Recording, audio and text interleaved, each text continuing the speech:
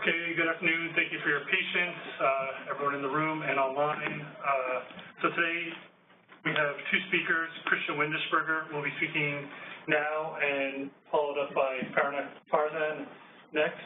And so we'll be going for about 2 hours and with a brief break for questions in between. Please consult the chat window, which has links to the previous YouTube recordings of the other talks, as well as information on closed captioning. I'd like to introduce Christian Windischberger. Thank you for coming.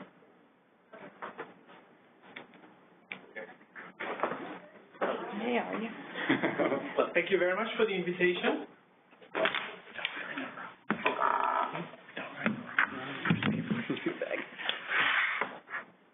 All right, so the main focus of my talk will be transcranial magnetic stimulation. So TMS is a method which allows us to stimulate the cortex non-invasively. So we do this by using a coil, which is up here, and through this coil we have a very rapidly switching electrical current, and this current causes a change in the magnetic field, and this causes activity in the cortical area. So TMS is a non-invasive method. Because of the fact that the magnetic field declines quite rapidly with distance from the coil, therefore we can only stimulate cortical areas. Importantly, TMS has become a promising therapeutic approach. It's actually FDA-approved as a treatment option in treatment-resistant major depressive disorder patients. So this is a clinical application, and of course it is a very nice method for neuroscientific research. So if you're interested to stimulate certain areas in the brain using this non-invasive method.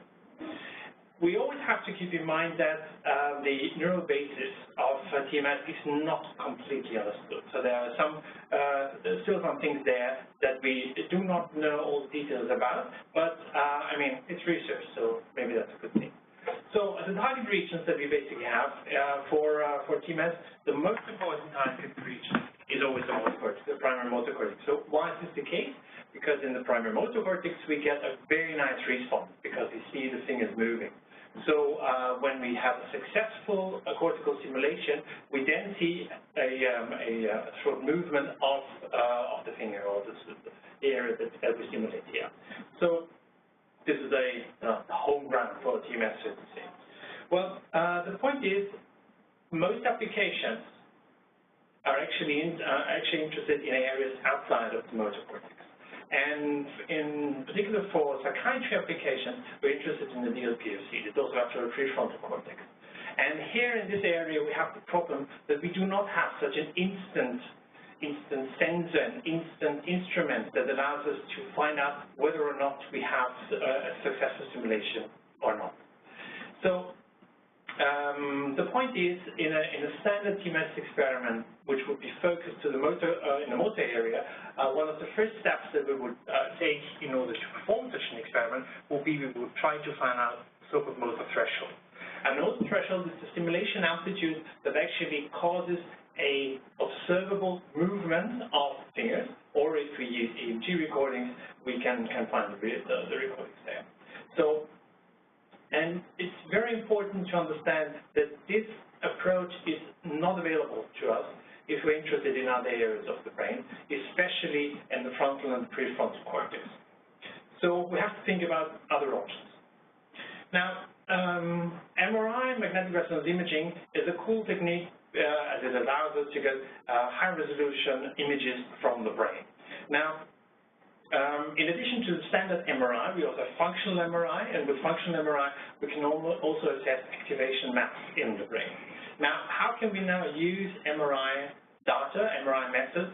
How can we use them and combine them with TMS? So how can TMS applications really benefit from this MRI?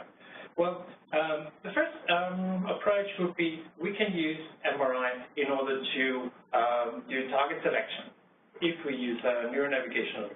So we can acquire an anatomy data set, the T1 weighted and the range data set there, and this can be then uploaded into the neuronavigation system So when we aim for a certain structure as a target for our TMS experiment, we can actually, in a real-time manner, we can actually see where in the brain we're going to stimulate.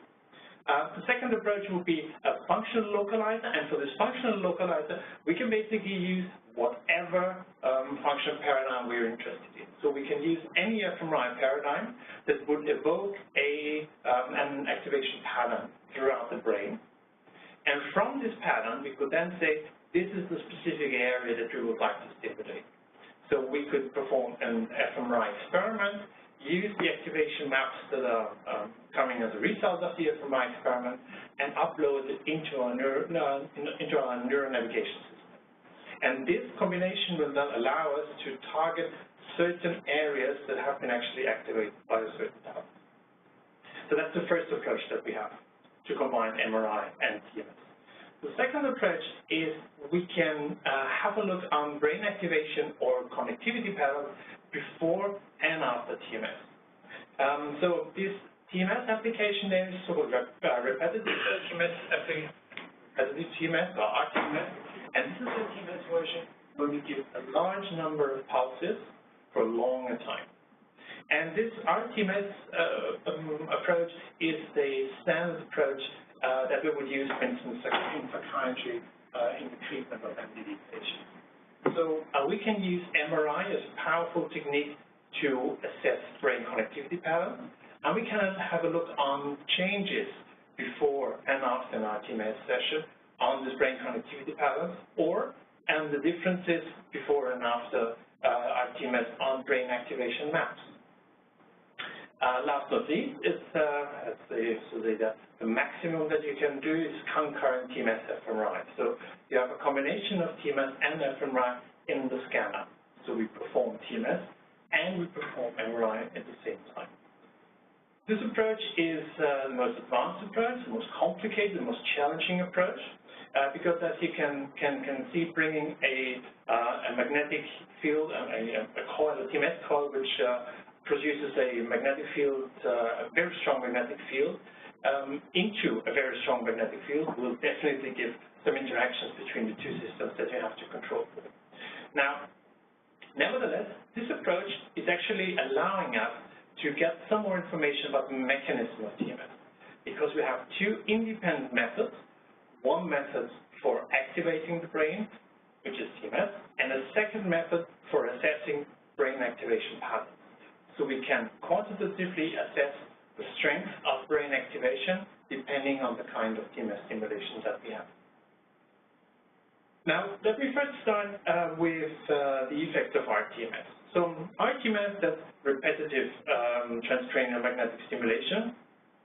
What are the rTMS effects that have been reported in the literature? I'm just showing a few studies in there. So many studies have been performed in this area. So first of all, in favor of Palisade colleagues of 2001, they used 10 Hz rTMS stimulation and simulated the dorsolateral prefrontal cortex, which is exactly the part of the brain that's the main target for TMS application in psychiatry. They found an increase in cerebral blood flow in the DLPFC and in the ACC. In the Jones Stavella paper of 2009, they found a change in the dopaminergic activity in ACC and in the orbitofrontal cortex. And another important study in this region was published in 2007, where the serotonergic activity in the insular cortex, as well as the parahippocampal area, was changed after performing rTMS. Now, if we have a look at rTMS fMRI studies, it's just one study I'd like to present you or show you or talk about here. And this is a 1 Hz rTMS study, again over the dorsolateral prefrontal cortex.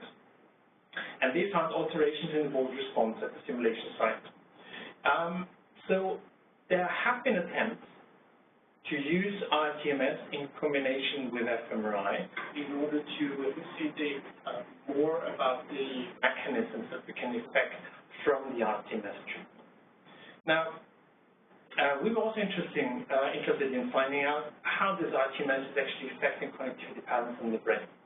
So what we did was we had 60 healthy subjects, and we scanned them twice in 2 sessions, 1 week apart.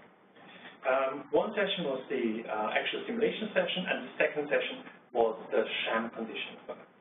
So within one session, what we have, we perform a resting state scan here, 6-minute resting state scan in the scanner. Then we apply the rTMS, and then we have 2 subsequent resting state scans after we place the subject again into the scan. Now, the idea of this design was basically to find out whether a single session of rTMS application will actually cause a change in connectivity pattern in those subjects. So that's the barium part, and there's also a sham part where we stimulated the vertex up here. Everything else was exactly the same. Now, we were thinking a lot about ways to analyze this data in a way that allows us to minimize any bias in this analysis. And the idea that we came up with was we wanted to use a set of resting state networks that have been the result of a study in over 1,000 subjects that have been published in 2010 by Pitfalls and colleagues. So in their 1,000 functional cognitive terms project, they basically had a set of over 1,000 resting state scans from many centers around the world, and they were trying for consistent resting state networks to be found in this very large data set. So in other words, they wanted to find out, are there some consistent resting state networks to be found across the world? And indeed, they found 20 of these networks. And these are the networks from the original publication. So in our approach now to our rTMS study, we took use of these 20 resting state networks and used them as a basis. So this is an independent basis, has nothing to do with our own study. We used them as a definition of the resting state networks. So analysis basically was in such a way that from all the 20 resting state networks that were defined in this Pitfalls study, we calculated the mean time course and correlated across all boxes. So doing that gives us a map like this. So these are the 20 resting state networks. And you can see these are distinct networks and very nicely resemble what we saw from the Pitfalls paper. Now, the question was, which of these resting state networks is actually changed by using by applying rTMS? Now, every single network was then put into an ANOVA, and the ANOVA contains all 6 resting state scans that we have from all the people. So these are 3 scans in the barium condition and 3 scans in the sham condition. And we wanted to know, do we find any consistent changes in the resting state networks across these 6 resting state scans? And if we do this, you can see as they drop out, all these blacked out resting state networks did not show any significant changes across the different sessions. But there's one resting state network that pops out. And if you have a closer look at this network, then we can actually see this is a network where DLPFC is actually part of that. So that means this rTMS stimulation over DLPFC gives us a specific effect only in the network where DLPFC is part of. Now the question is, what sort of changes we see within this network? Now this is the network again. If we have a comparison between the 2 resting state scans before and after DLPFC stimulation, we can see that there is an increase in functional connectivity here, right there in the ACC. So the ACC is always the usual suspect area that we're looking for in a DLPFC stimulation study. But I'd like to point out that in this case, we found out this area with very little a priori information that was put into the analysis. So it was really a very highly unbiased way of analyzing stuff. Now let's take a look in the maximum voxel in there. Have a look what's really changing there. So these are the 3 resting state scans that we did in the real condition. Here is the actual rTMS application. This is the scan before, this is the scan after, and this is then the subsequent scan. So what you can nicely see is that there is quite a change in connectivity within this resting state network before and after the stimulation. In the second resting state scan, you can see that this increase in connectivity is chronic. Now, if we have a look at the sham condition, we can see no change whatsoever. So this is a very, very specific effect that we find in there using rTMS on the dorsolateral prefrontal cortex. Now, if we now take this one voxel here, so where we find the maximum change in functional connectivity, and use it as a seed voxel for resting state analysis, then what we find is this seed region here is connected, in functional connectivity analysis, is connected very nicely to areas like the insula, the nucleus accumbens, and the ACC. So again, ACC always pops out in this sort of analysis in a way where we see that there is a change in ACC, and this change is caused by the rTMS application on the dorsolateral prefrontal cortex. Now, the standard therapy in MDD patients is pharmacotherapy. Now, we wanted to see what changes in patients, in MDD patients, when they undergo pharmacotherapy. So, in this second study, we had a group of 30 patients that were suffering from acute MDD. They were either medication naive or they were at least medication free for 3 months. A second group were remitted MDD patients. They were in stable remission and also medication free, and 35 healthy age-matched controls. So the acute MDD patients, they received a standard pharmacotherapy as normally applied in the psychiatry department at the Medical University of Vienna. Now, this was an open-label, flexible dose, unblinded, on the standardized antidepressive treatment. And we acquired 2 resting state fMRI sessions, one before and one after the treatment period, so 3 months before. Now, this is, we also applied the same analysis. So we had the 20 resting state networks from the Pitfalls paper. Again, an unbiased analysis approach, trying to find whether we see any significant differences in these networks. And again, we find one network sticking out of those. And this is again the network number 17, which is the resting state network that includes also the dorsolateral prefrontal cortex. Now, here is the comparison. So that's measurement 1 and 2 for the healthy controls, measurement 1 and 2 for the remitted patients, and the measurement 1 and 2 for the MDD patients. So I should add that in this analysis, we only included the responders, just to make sure that it's a homogeneous group that we have in there. And now, if we take a look on the differences between the remitted patients, measurement 2, and the responders, then what we see, I hope you can see it somehow, that there is a change here in the ventromedial prefrontal cortex. So in gray, you can see the resting state network number 17 that we had before, and you can see a tiny spot here where we see a significant change. And this here is from the study 1, where we had the 60 subjects in the rTMS study, and it's the same resting state network, and in red color at least, you can see again the change that we found there. If we have a closer comparison of those two, you can see that we find areas indicating in both studies that are strikingly similar.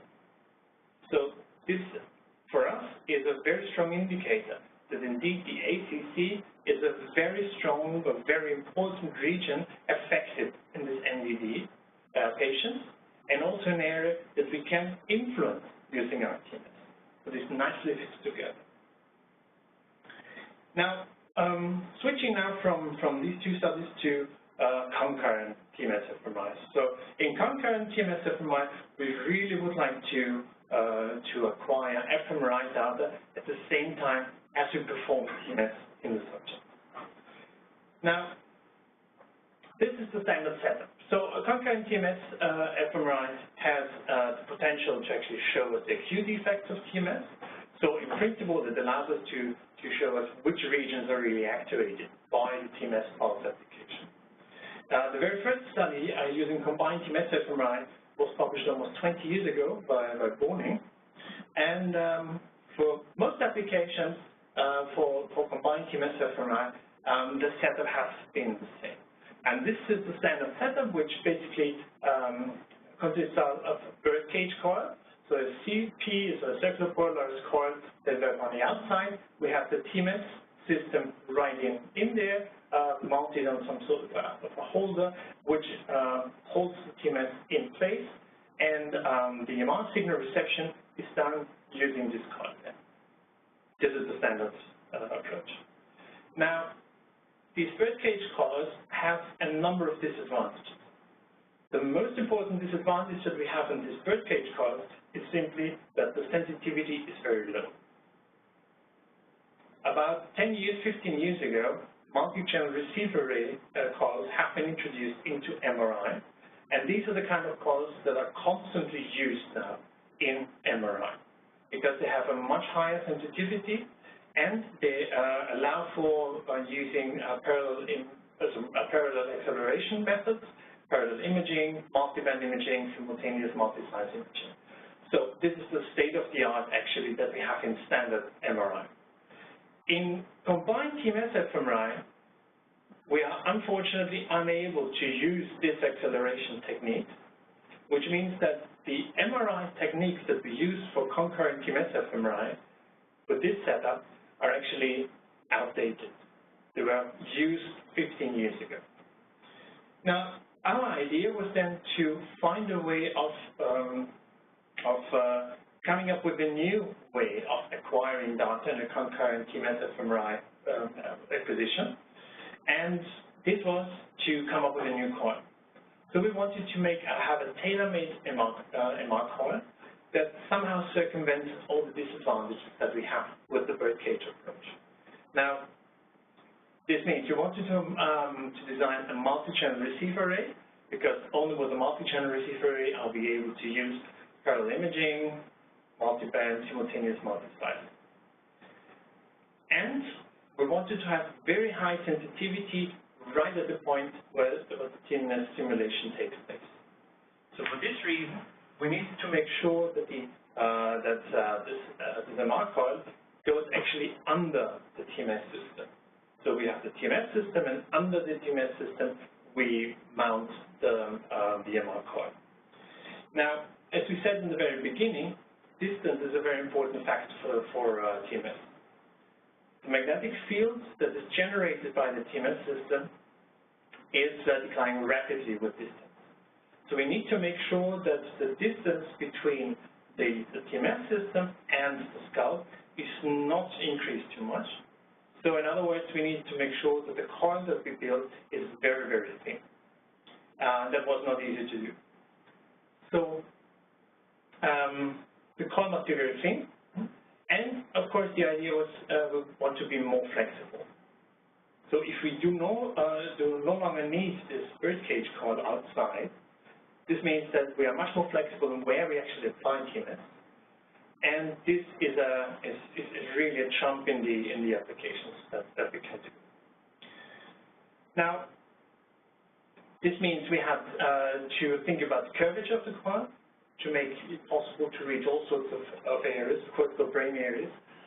And of course, the main application was still the dorsolateral prefrontal cortex. So for this reason, the overall diameter of the coil was also limited. So this is, again, this is the old setup. So we have the TMS coil inside, we have the birdcage coil outside. And if you compare it now to the new setup, where the TMS coil is in the same position as before, so this is the TMS coil here, and underneath the TMS coil is the RF coil. So it's mounted directly onto the TMS system, and this means that when we position the TMS system, we automatically position our RF coil, so we don't have to worry about anything in there. And of course, you can see the birdcage is gone, so you are much more flexible in which areas you want to stimulate, which areas you can nicely reach using this approach. Now, it's a 7-channel receiver array. So we said we want to have a multi-channel receiver array in order to be able to use parallel imaging, multiband imaging, and so on. So this is a top view of the coil, where we have the 7 channels in there, and the small things here are the amplifiers, or the tuning circuits. So this is actually an old set, but the new ones, the interface box is much smaller, but this is the coil array here that goes under the TMS system. From here, where cable traffic goes to the interface box where all the preamplifiers are located, and from there, there's just a coil block that goes into the system. So this was specifically designed for a 3-tester system, and because the scanners that we use in our institute are Siemens scanners that specifically built for a Siemens 3-tester scanner. And in the animation on right here, you can basically see how the whole setup really looks like. So we take the RF coil, put it underneath the TMS system, and then we can go very close to the site of cortical stimulation, and we get a number of advantages using this approach. One of the most important advantages that we have is that we actually have the coil right next to the site you're interested in. And this means we have very high sensitivity. Second thing, multi-channel, therefore we can use parallel imaging, we can use multiband imaging in there. And the third advantage is simply that we are much more flexible in where we apply the coil and how we set up the whole experiment. Now, this is the magnetic field that's caused by the coil. This is the TMS system is up here, and this is when the TMS system is again up here, but in addition, we have our RF coil put in there. What we see is that there is actually no change in the overall pattern of the magnetic field that's produced by this coil, by the TMS system, but we see there's a slight reduction. And this reduction is simply due to the fact that the distance is now increased. The distance between the TMS system and the cortex, or in this case, the test object, is increased. So we have a loss of about 15% of the TMS stimulation amplitude, which means we have to increase the amplitude on our TMS amplifier by 15%, approximately. Here you can see the outline of the TMS system, and this is the position of the coils underneath there. So we had to manipulate the frequencies of the coils because they are so close to this big TMS system in such a way that all the coils are optimally matched and tuned, so that, again, increases sensitivity, or increases the sensitivity of the whole system. Now, a second very important issue, if we want to use those kind of coils for parallel imaging, is we need to quantify so-called G factors. Parallel imaging is a way for us to undersample case space and speed up acquisition. Now, the principal approach that's used in parallel imaging means that if you use parallel imaging, you have some reduction in sensitivity. And this is, so to say, an automatic feature when we use parallel imaging. However, there's a second feature in there which, in addition, reduces the signal-to-noise ratio as soon as we use SNR, and this is so-called G factor. And nicely, what you can see is that the G factor here is almost 1, so there's no additional reduction in SNR if we use a parallel imaging factor of 2, so a graph factor of 2, or a sense factor of 2. So you can see the G factor is very homogeneous, and it's close to 1, which means this coil is perfectly suited to perform imaging using parallel acquisition with a factor of 2. And if you go to higher parallel imaging factors, you can see that, let me say, higher values of G here occur. So 3 might not be a very good factor here, but 2 can be done. And if we use a parallel imaging factor of 2, this means we reduce the acquisition time by 50%. So we're much faster in acquiring the data. Now, the second question is, what about sensitivity? And here is a comparison of the signal-to-noise ratio of this new coil compared to a birdcage coil. Now, you can see here, so the RF coil was here mounted or positioned at the occipital lobe, so underneath the patient, and the further we go away from the coil, the less sensitivity we have. So we have the maximum sensitivity boost in areas that are very close to the coil. And this line here, so this black line here, indicates a 5-fold increase in SNR by using the new coil compared to the standard birdcage coil.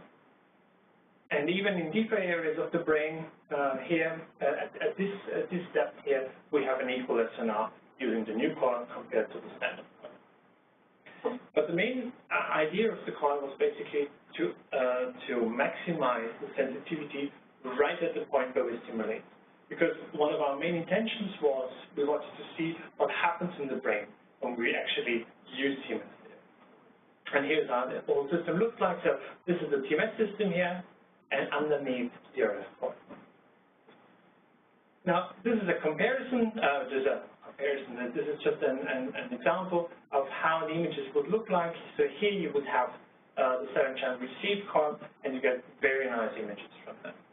You get an increase in intensity in there, but actually, even on this image, you could see what happens in frontal areas here. It's just because of the scaling that you can't see right there. Now, if we use a TMS system inside an MR machine and right next to MR imaging acquisition, we have to make sure that there are no interactions between those two. So what we tried was we were taking a look at EPI images. So this is an EPI image, a single slice. And we tried to see what happens to the EPI images now, depending on the time between the TMS pulse and the EPI acquisition. And you can see that if we are up here, so which is just about 5 milliseconds or so, difference between EPI and TMS, you can see there's a whole blackout of the images there. This is not a very big surprise because, as you know, in MRI, what we do is we use frequencies or magnetic fields in order to encode spatial information in there. When we use TMS, we also change the magnetic field, and therefore these two don't go well together. If we have a difference or a distance, temporal distance of maybe at least 50 milliseconds there, you can see that there's no effect on the EPIs whatsoever. So this is basically the interaction that we have to be aware of between the TMS application and the image acquisition. Now, here's a comparison of the slices wired without TMS, and this is using a concurrent TMS approach.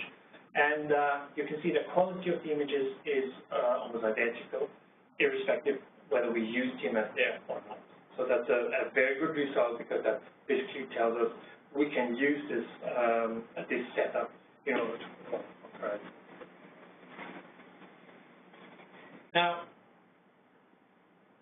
the very first question, of course, is, does the whole setup work? So what we tried was a simple block design sort of thing. So the yellow the stripes here are the imaging acquisition periods, and the blue blocks here are the blocks where we actually apply TMS in there. Now, if we zoom into these blocks, this is the EPI acquisition, and these are the TMS blocks in there. So we have EPI acquisition, and we stimulate acquisition, and we stimulate and so on. So we do this in this blockwise fashion, and within one of these blocks in there, we have 8 pulses of 10 Hertz that we applied to the subject. Now, does it really work? Yes, it does. So that's the result of the first subject that went into that. Same subject that's currently speaking to you. So it works. You can see in the hand area, in the primary motor cortex, and this is the kind of response that we get from exactly those losses there.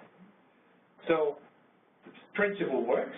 We do see activation caused by TMS. Now, this is from the original data set. So this kind of setup where we actually have the RF-coil underneath the TMS system really allows us to get this very high sensitivity. And for that reason, we have the strong signal changes there. You can see it's about 3% signal changes we find in the hand area of the primary motor cortex. Not caused by some hand movement, really caused by performing TMS, applying TMS onto the primary motor. Now, the next interesting question is it somehow possible to assess how much pulse response we get with different TMS stimulation altitudes?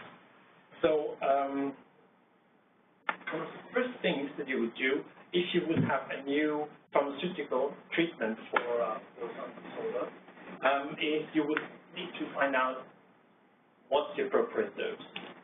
And this dose estimation in TMS is not so simple, because for most of the time, the way we assessed dosage there was we used the motor threshold as the main calibration parameter.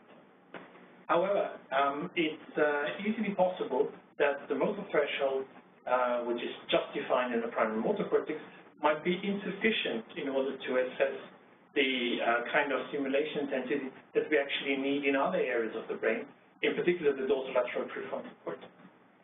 So we wanted to find out whether it's possible to use this concurrent TMS-fMRI approach in such a way that we can actually come up with the dose-response curve. Now, so wanted to know whether this fMRI can be used for that, and home ground for TMS is always the motor cortex. So we tried this in primary motor cortex. We have 7 healthy subjects, and we performed 2 sessions. Two MR sessions with them. So in the first session, we were using the 32-channel head coil, which is the standard head coil that we were always using with a system. And in the second session, we were then using a 7-channel coil in combination with the TMS system for real concurrent TMS fMRI. This study was done at 3 Tesla because the coil is made for 3 Tesla, and we were using the multiband sequence from the Minnesota probe. Temporal resolution here was was 1 second. We acquired 14 slices, and at rather high spatial resolution, so 1.5 millimeters was in plane resolution, a slice thickness of 3 millimeters. Now, as I said, we had 2 sessions with the subject. In the first session, this was actually more or less a localized session. So we were using the 32-channel head coil. And in this session, we acquired an anatomy dataset, an NPRH dataset. This is important because we need it for neuronavigation purposes. The second thing was we performed a short finger tapping paradigm to find out where the primary motor area is, where the hand area, and knock off the primary motor area is located. We used this later on for targeting TMS using neuronavigation. We used this information. We used this first session also to get some information about coil positioning, so where the coil is actually positioned in there, and we used it to determine the motor threshold. So this was all done within this first session. Then we took the subject out, changed the setup, so from the 32-channel coil to the 7-channel coil. Again, acquired an anatomy dataset, which we can later then co-register to the first anatomy dataset. Again, perform a finger tapping task, and apply TMS, apply concurrent TMS fMRI. So this was the paradigm that was used. So it was a you can see for this concurrent TMS MRI here, one run, we just required one run, and this run is about 7 minutes long. And we had blocks of different TMS stimulation amplitudes. So we have 80, 90, 100, and 110% of the individual motor threshold. And we wanted to know whether or not we see a change of the bulb activity in the motor area with those different stimulation amplitudes. We used neuronavigation in order to accomplish this task.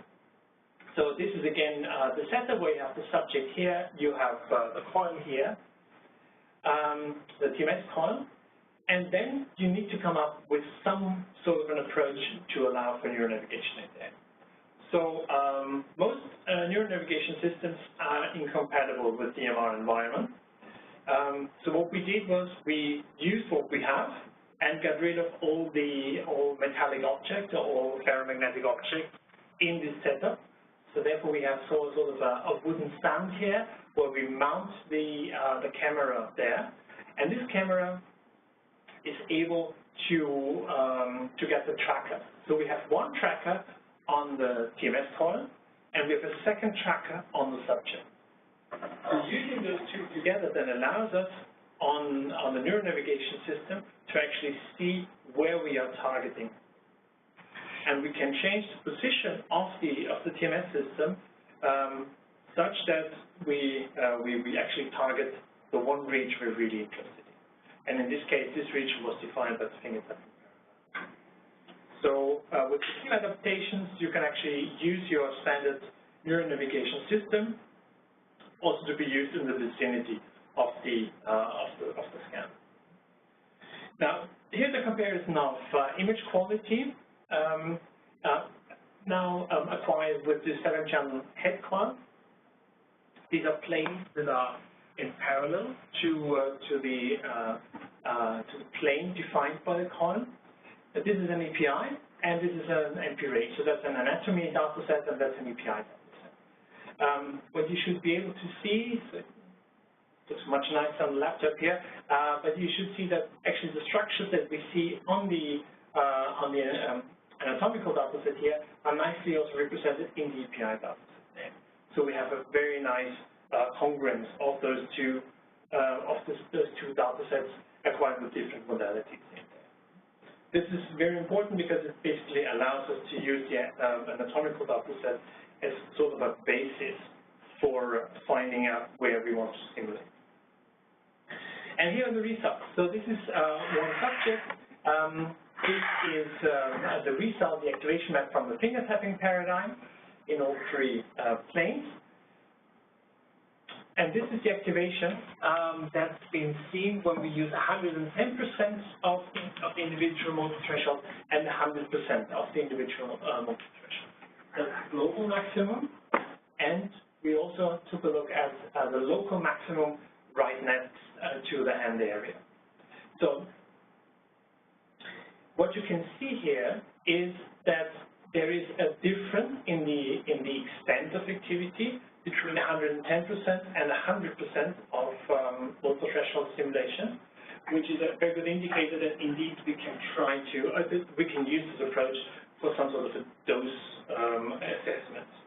Now, if we extract the parameter estimates in these areas and average across the group, then we see something like this. So this is for the voxel of the global maximum activation for 80, 90, 100, and 110% of the individual motor threshold, and you can nicely see this monotonic increase in the activation amplitude there. Now, if we have a look at the voxel that's really right next to the hand area, we can also see this increase in activation amplitude, and only if we use 100% of the individual motor threshold, we get a statistically significant difference from zero. So this simply shows you that the approach of combining the 7-channel coil with the TMS system gives you enough sensitivity to actually come up with this sort of estimation. Now, in the motor cortex, of course, we don't really need it, because in the motor cortex we have an immediate output parameter, which is whether we see finger movement or not. but we can use this approach in other areas of the brain. And this is basically the next step that we wanted to do. Now, we wanted to apply it to stimulation on the dorsolateral prefrontal cortex, the left dorsolateral prefrontal cortex. However, we're also interested in not only seeing the local effect, but also seeing distance effect. Now, the one disadvantage that we have with the usage of the 7-channel coil is that that we are limited, that the sensitivity increase is limited to a certain distance of the coil. So the question is, well, this approach alone will not give us whole brain coverage. So what can you do? So if one coil gives you such a coverage there, well, we can just add a second coil and increase our coverage by this approach. Now, this is the new setup then with 2 coils, where we have a very happy subject. You can see the TMS system right here. And so this is the TMS system. This is one MR coil, which is mounted again directly underneath the TMS system. And this is the second MR coil, which is positioned somehow contralateral to the first coil. Now, this approach has a number of advantages. One of the most important advantages is if you're interested in using multiband or simultaneous multi-slice imaging techniques, because this approach allows you to go to very high multiband factors without a significant decrease in the SMR. Now, using this approach, so we have 14 coils in there, actually enables us to do very rapid acquisition of the whole brain. Now, this is a very dark there, but I hope you can see that you can actually see the whole brain using this approach with the 2 coils there. The yellow line up here indicates the position of the TMS system, so that we actually know where we are. Yeah, so we're interested in local and distant effects. So we use the TMS coil over the dorsolateral prefrontal cortex and position a second MR coil contralateral to this. We were performing 2 different runs in there. One run, there was about, so we used 1 Hz concurrent TMS fMRI, and it looks like this. So this is EPI acquisition here, and then we give 1 pulse, and then the next EPI acquisition and another pulse. So there's 1 second distance between, or delay between those 2 pulses, so there's a 1 Hz simulation block in there. And this all takes part within 1 TMS block, and we have a number of these TMS blocks with different TMS simulation amplitudes. A second approach, we were also interested in finding out differences between 1 Hz and 10 Hz simulation there. And in this case, what we have here is this is the EPI acquisition block, and then we give 3 pulses with 3 10 Hz pulses right in there, and then we have the next EPI acquisition. So that's a paradigm that was used in this study. Importantly, temporal resolution is 1 second, and because of the use of high multiband factors, we're actually able to come up with 28 slices and have a rather high spatial resolution in there. So in-plane resolution is 1.5 millimeter, thickness here is 3 millimeters. Stimulation intensity is identical to what we used in the motor study, was 80, 90, 100, and 110% of the individual motor threshold. So this is the result of the first subject. Yeah, the green spot here indicates where we actually stimulated, and what you can see is not enough. You see very little activity in there. So seeing these results, we were disappointed. So the whole thing did not work. So the only areas that are really active are acoustic areas. So it was loud in there. So the TMS noise was definitely there. Because the first idea was that TMS was not working, but TMS noise was there. So what went wrong in there? Now, this is a comparison the anatomy and the position of the TMS coil. So I hope you can see it somehow. So we have two colors in here, the green and red. So I should mention first that in order to find out where exactly the position of the TMS coil is, we implanted, or we mounted in the 7-channel coil 3 small liquid-filled spheres that light up on an MR image. So they allow us actually to define the plane of the coil and position the slices accordingly. And in green you can see the position of the TMS system before we actually run the TMS, and in red you can see the position afterwards. And what you can also see, there's a significant change in these positions. So in other words, the subject moved away from the TMS coil. And moving away from the TMS coil automatically means that the distance between the coil and the cortex is increased. And if the distance is increased, then the stimulation intensity that we see on the cortex is decreased. This is also very nicely seen here. This is a plane before and after the TMS. And you can nicely see the shift in there. So in this case, because of the subject shifting away from the coil, we do not see any activity. Now, let's have a look on a different subject, on a little motion subject. And here you can see the spheres up here before and after. And I hope you can see that they're almost identical. So this is a good subject. So the subject didn't move a lot before and after.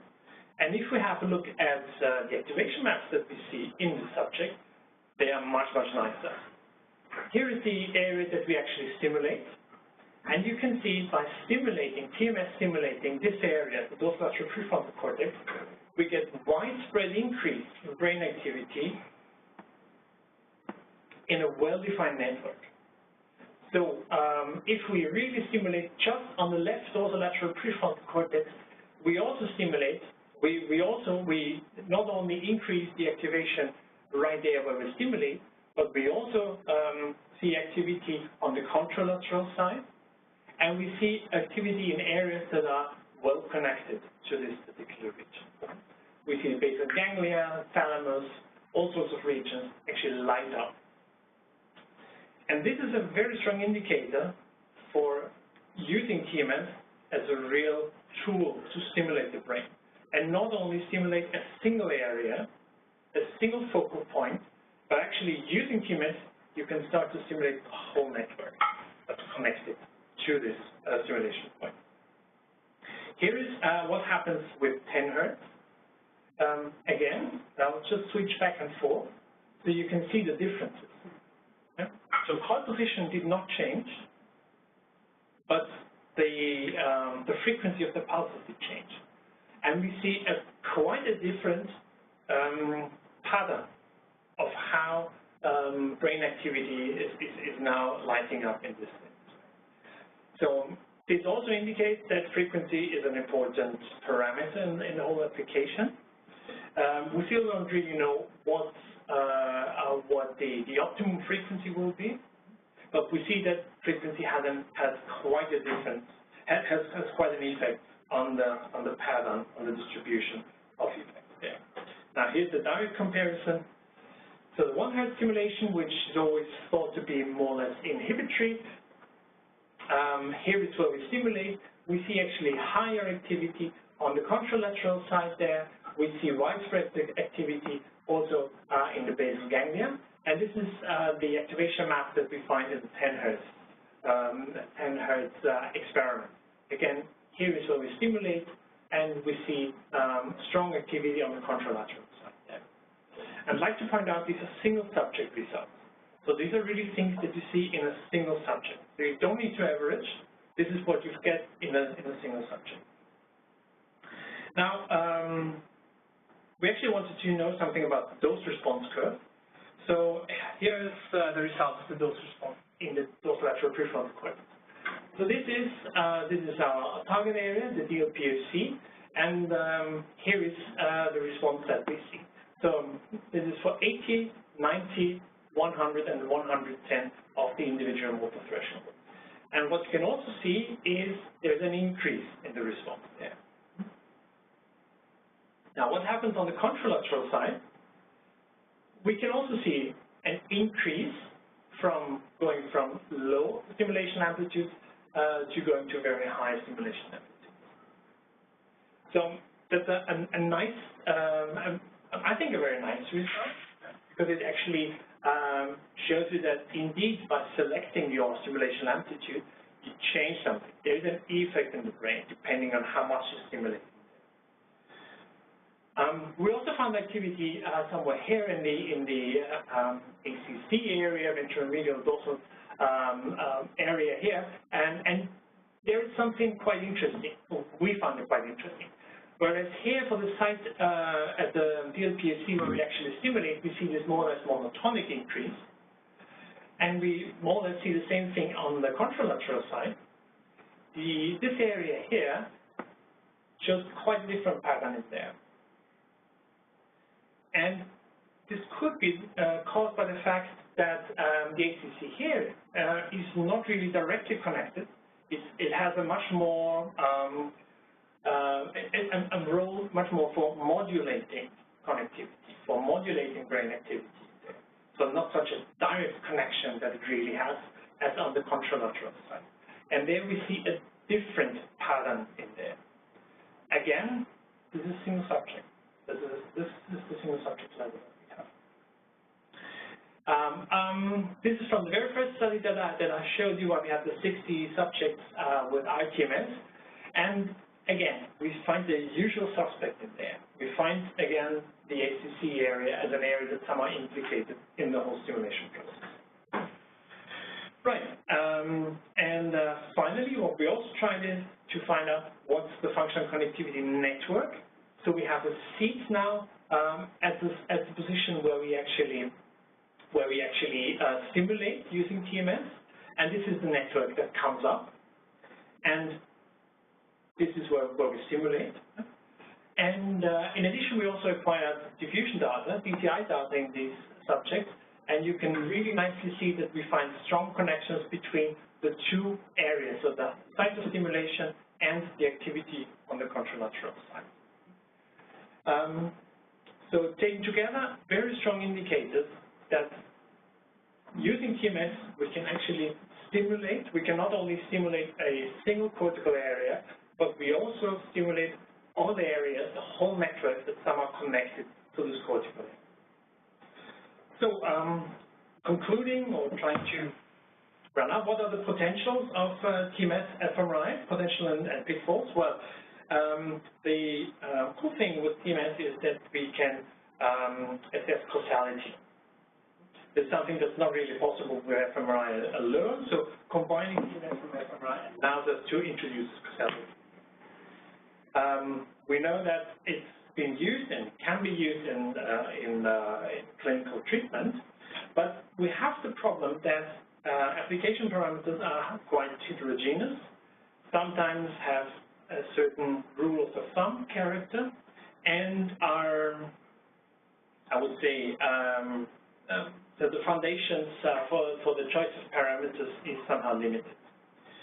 Now, the desired location and accuracy varies across studies. So we have some people that have a 5 centimeter rule when they want to find the dorsolateral prefrontal cortex. Some say it's a 4-finger rule. That's much better to find that. So that's quite different in there. And we also have to think about the frequency and the amplitude that we should use in order to stimulate.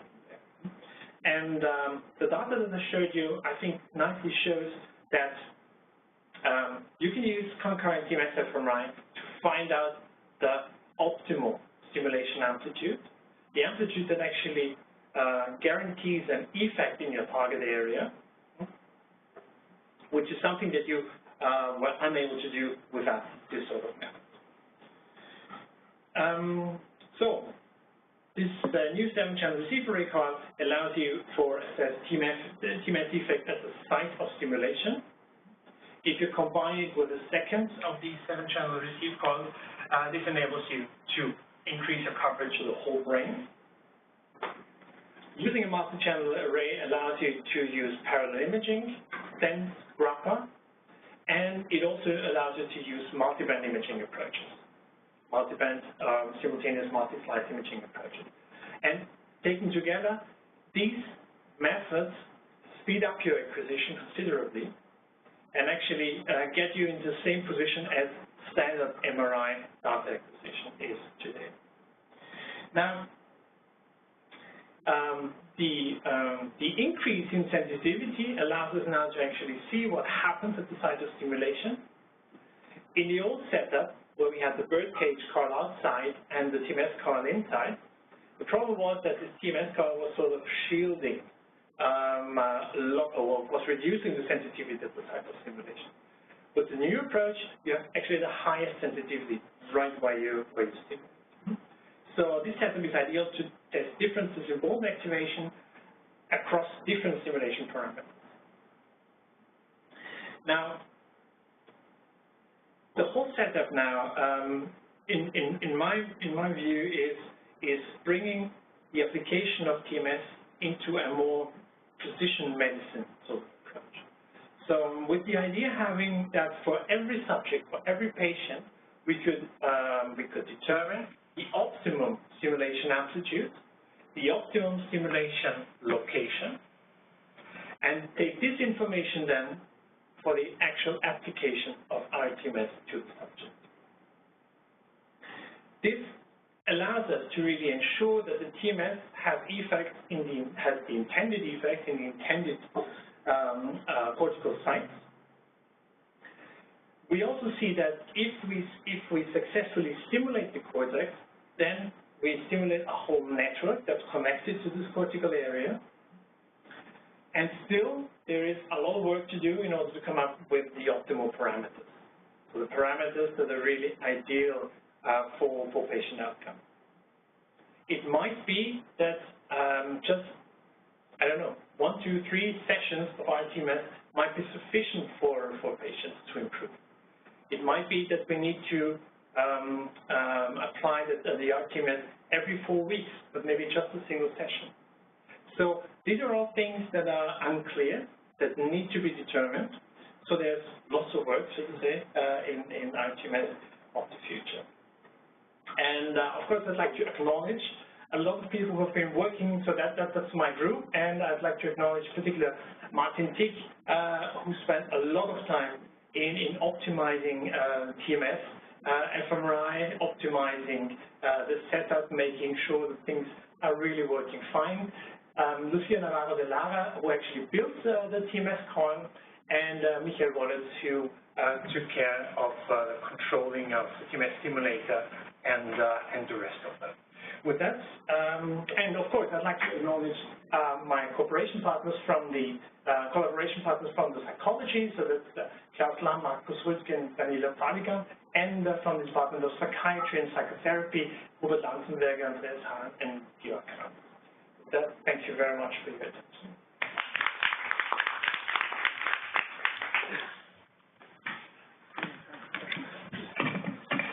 So I think there's time for maybe just a few questions in between talks.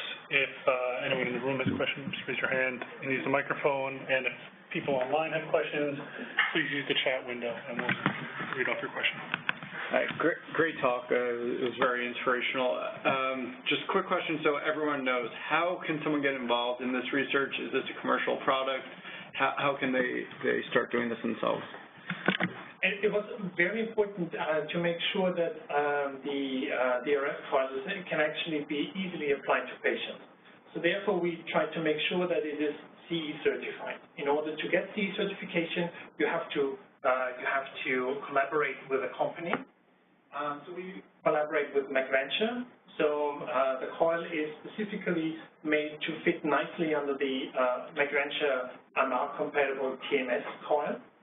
And it's also then it's also distributed via McVenture.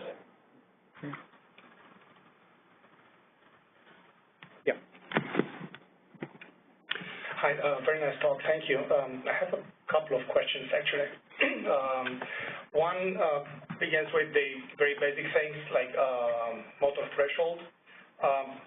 Did you measure the motor threshold with this coil before or after? You were just mentioning applying 80, 90, 100% of a threshold.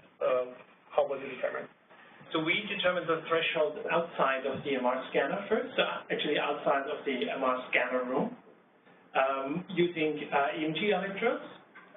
And we then just verified the motor threshold when the subject was in the scanner. And this is because we have a very long cable that connects the MR-compatible coil to the TMS system, and therefore the stimulation amplitude is quite different. So therefore we calculated what should be the optimum stimulation amplitude and verified whether it was still the case. So that's true. Okay, great, thank you. Now, coming back to the last results you presented, very interesting with the simulation of the prefrontal cortex. Could it be that the anterior cingulate activations or actually deactivation that you find with higher intensities just because of the pain, how was it perceived by the subjects, this kind of stimulation at higher intensities? It was not perceived as painful. What we found was that because the TMS coil is moving when we stimulate inside the magnetic field, this causes pain. So it took us a lot of time and a lot of effort, and Martin Tick was spending weeks, I think, on that, in ways of finding an option so that it's comfortable for the subjects to have the coil being attached to them and still not increasing the distance too much between the coil and the skull. So what we basically have is we have some sort of a cushion that allows you to reduce this sort of head banging sort of effect that you have there. And the last question is, can you speculate on why do you have an underactivation for lower intensities? 80-90% was definitely more negative than what you had positive with the others. That's a very good question. I would not really want to speculate about that. So for me, the important thing is that we see there's a change across the different stimulation intensities. This deactivation might also have something to do with what's baseline in this experiment in there. And it could also be, we need to think about whether 80% motor threshold is simply not enough to induce anything in this cortical area. So it could be that if we use, let me rephrase it.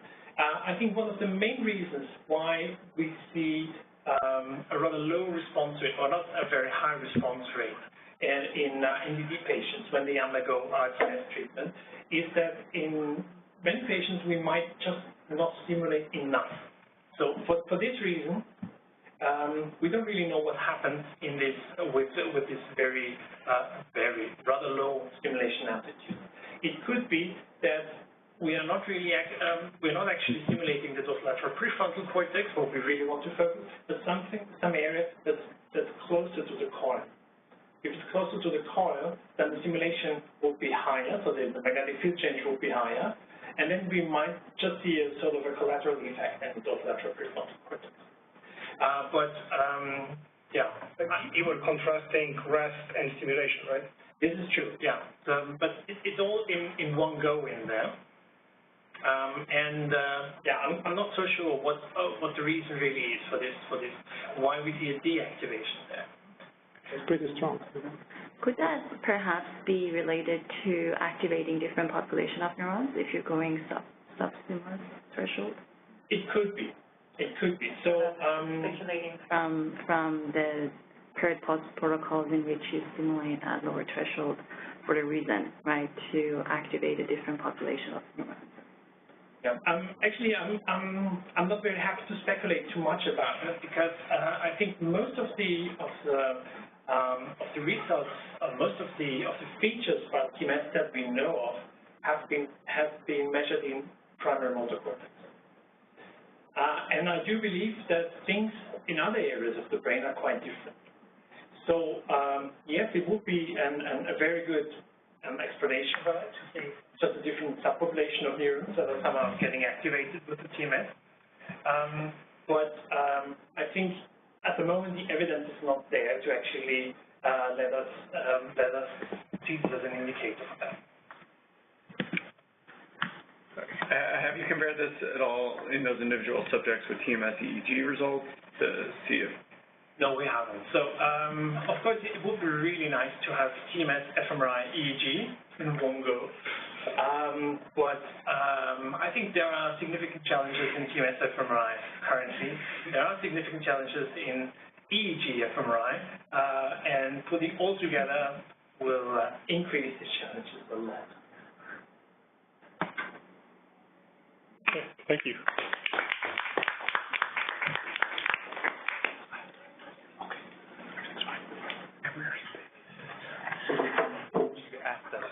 Give us a minute while we set up the next talk.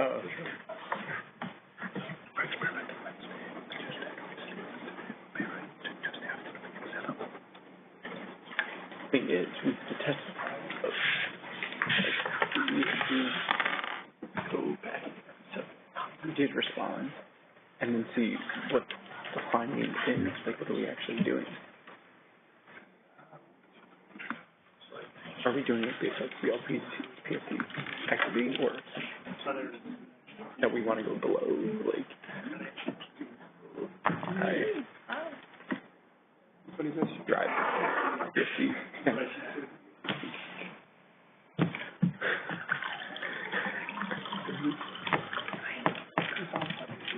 Sure.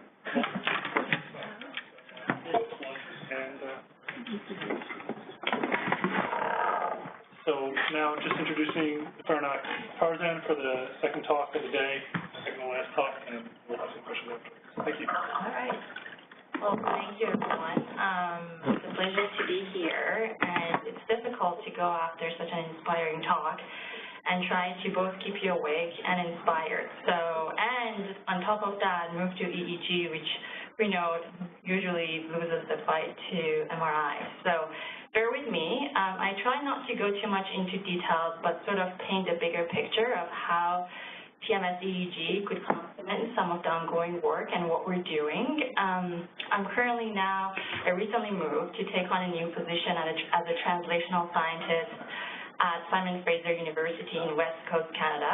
So there we're doing some interesting work that I mentioned at the very end of the talk, bringing several partners together from healthcare authorities to community-based research and quite a lot of neuroscience research, including combination of different modalities, to sort of bring and address a societal need that we currently have in that part of the country, and that is mainly addiction in youth and also depression in youth. So we have lost quite a bit of young individuals to overdose in the past 1 year or two, and this is in part how we're recruiting scientists around the world to come and work there and sort of try to address that. And combination of different imaging, sort of try to understand how the brain works and how we can offer new treatments is one of the initiatives that the government and the city that I'm currently in have sort of pointed more resources toward. And during this talk, I try to sort of wear a lot more of my translational hat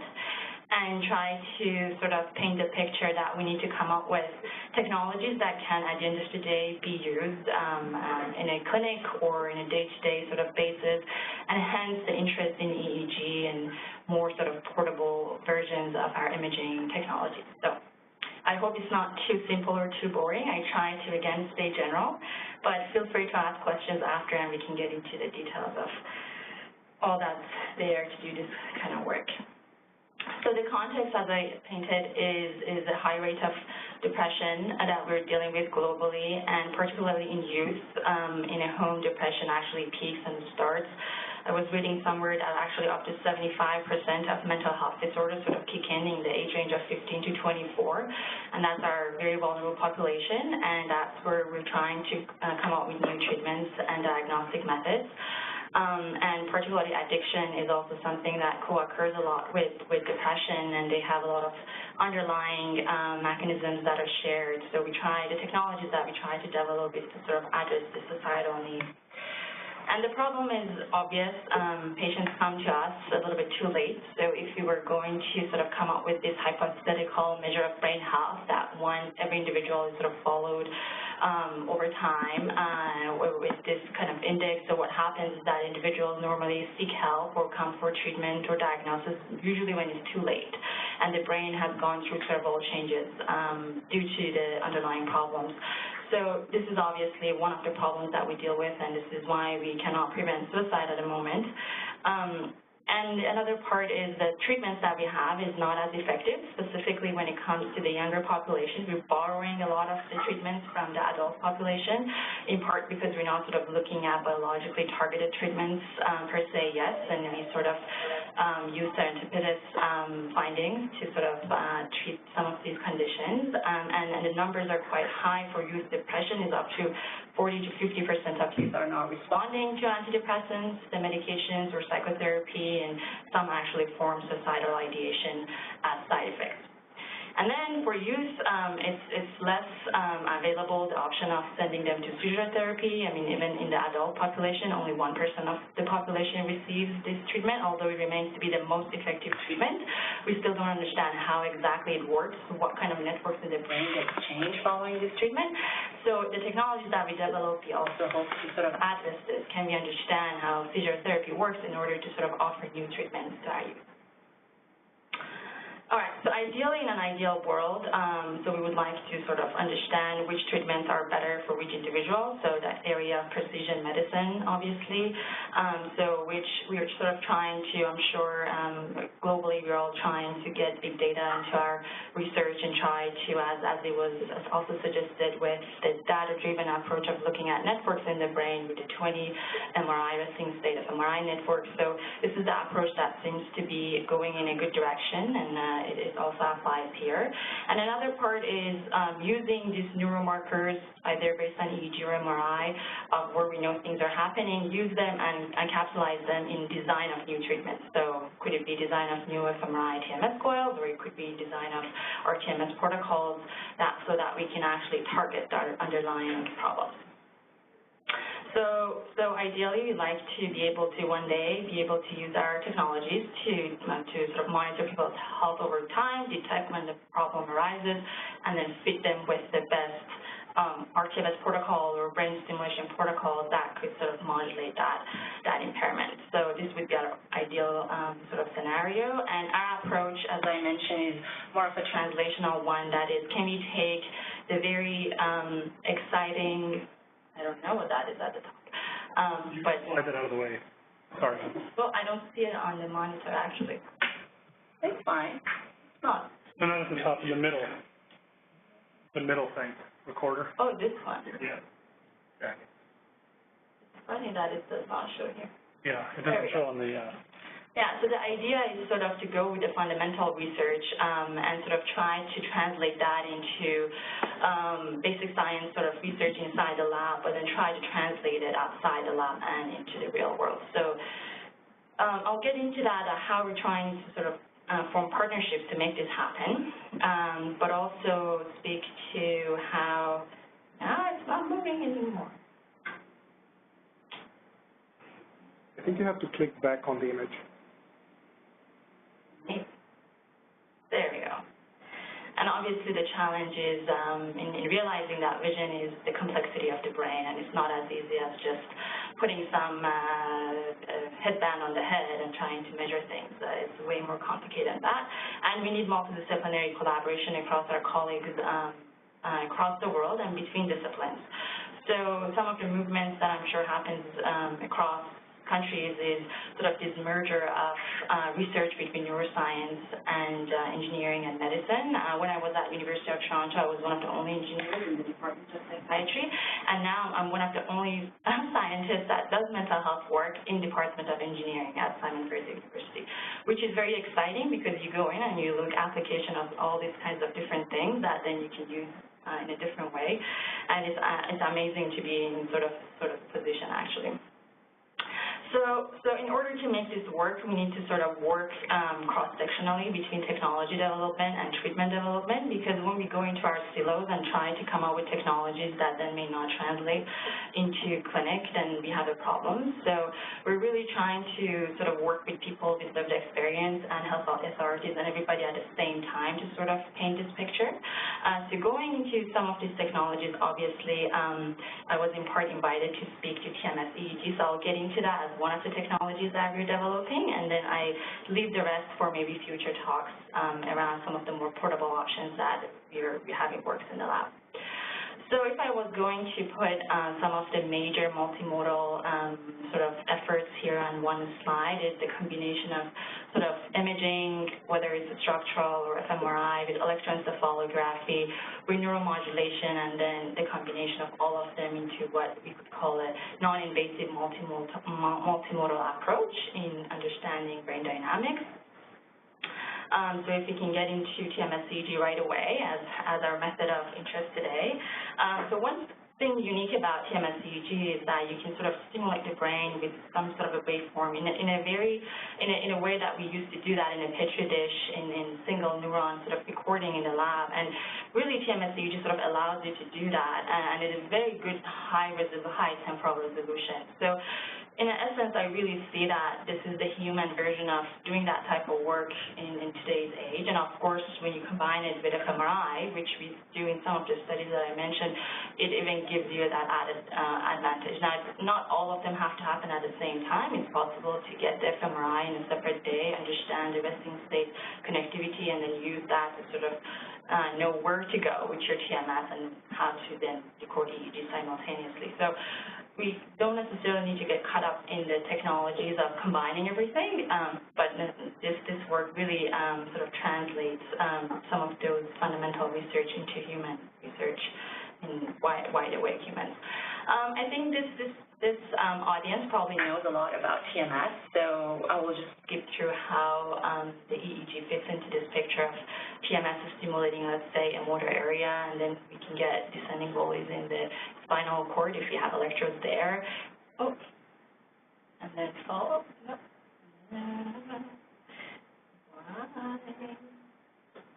Well, there has to be some sort of EEG at top, but maybe it comes out later.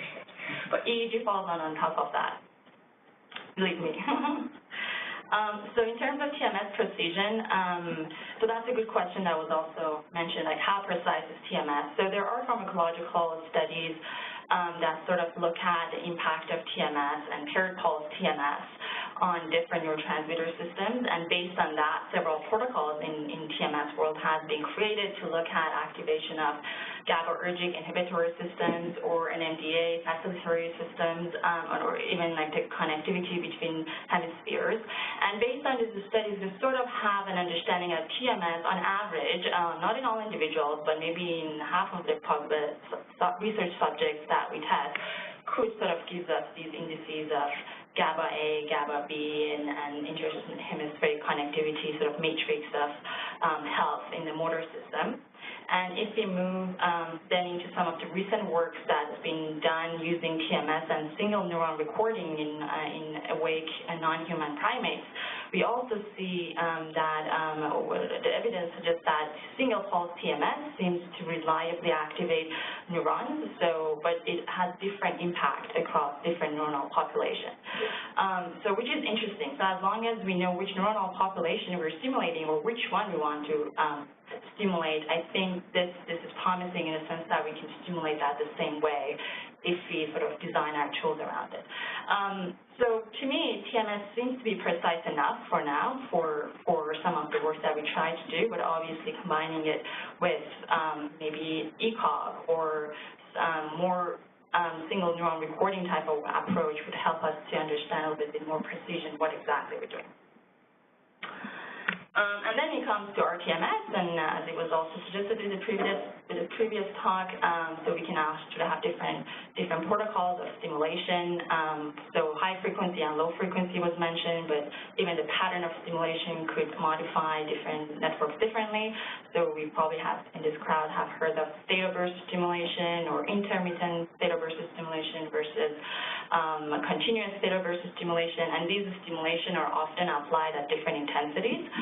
So this particular stimulation at theta burst, for instance, often is given at 80%, with probably the idea that it could be the population of neurons that it activates could be dependent on that intensity. But again, speculation, as you said, and we need more work in a more fundamental type work to sort of state that as a fact. But, you know, take that with a grain of salt, but that could be what it is. And then from the EEG side, then it's the same story as MRI. With EEG, I think of EEG sort of kind of like a genomic type of thing. So you have all these kind of signals that you can record from so many channels and from so many different layers of connectivity between them, that you can sort of come up with different algorithms to sort of make sense of that and then relate that to changing behavior. And this is what has been happening in the past few years.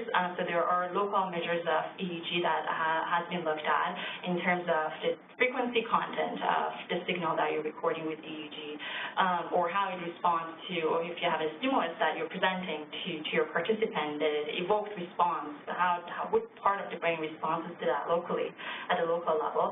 And then you can look at the connectivity between different areas. So you stimulate a region now, how different EEG signals across different regions with different frequency are now coupling together to respond to that event. And then you can also have global responses, kind of more like the network approach in MRI nowadays.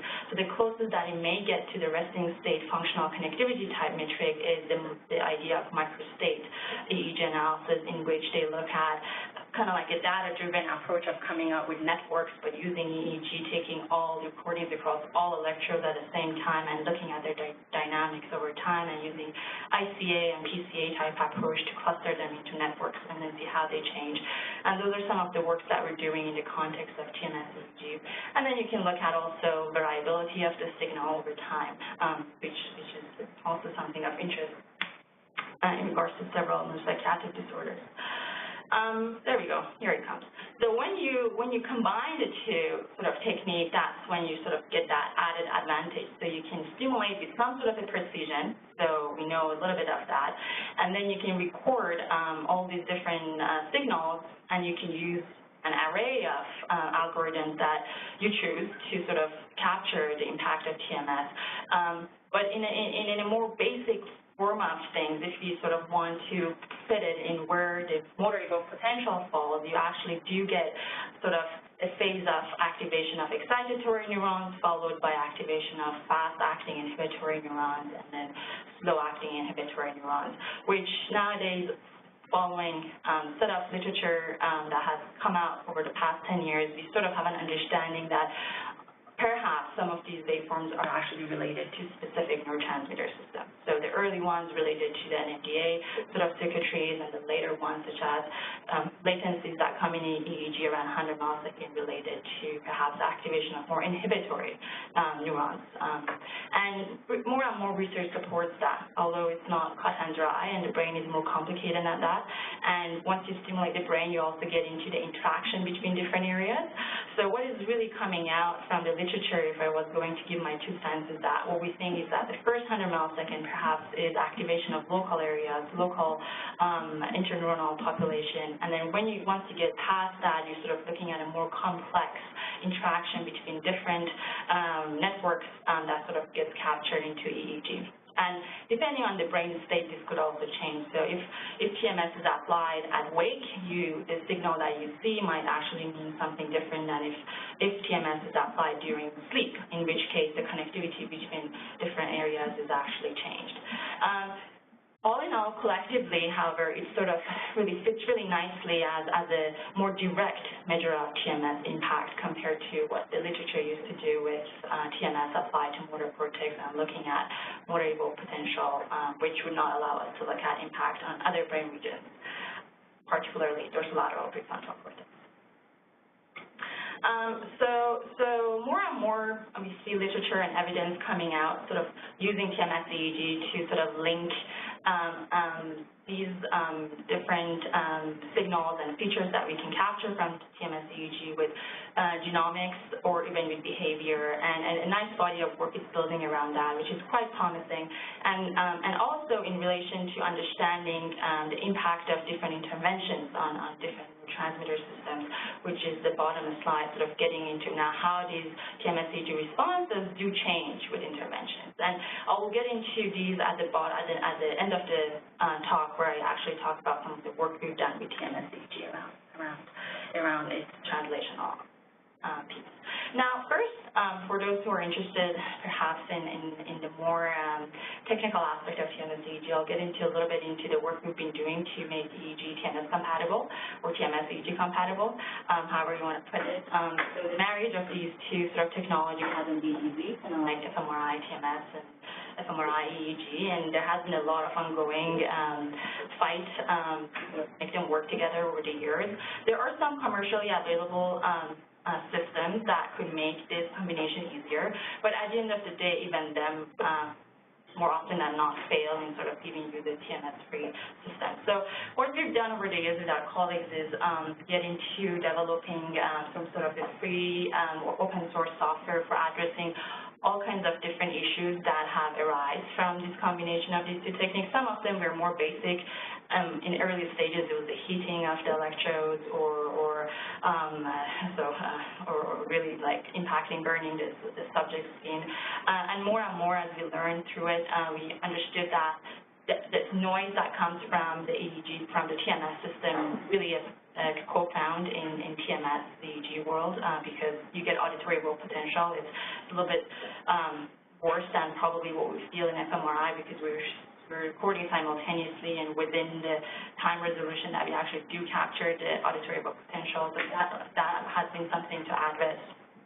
And on top of that, the somatosensory effect that the TMS over the scalp could have.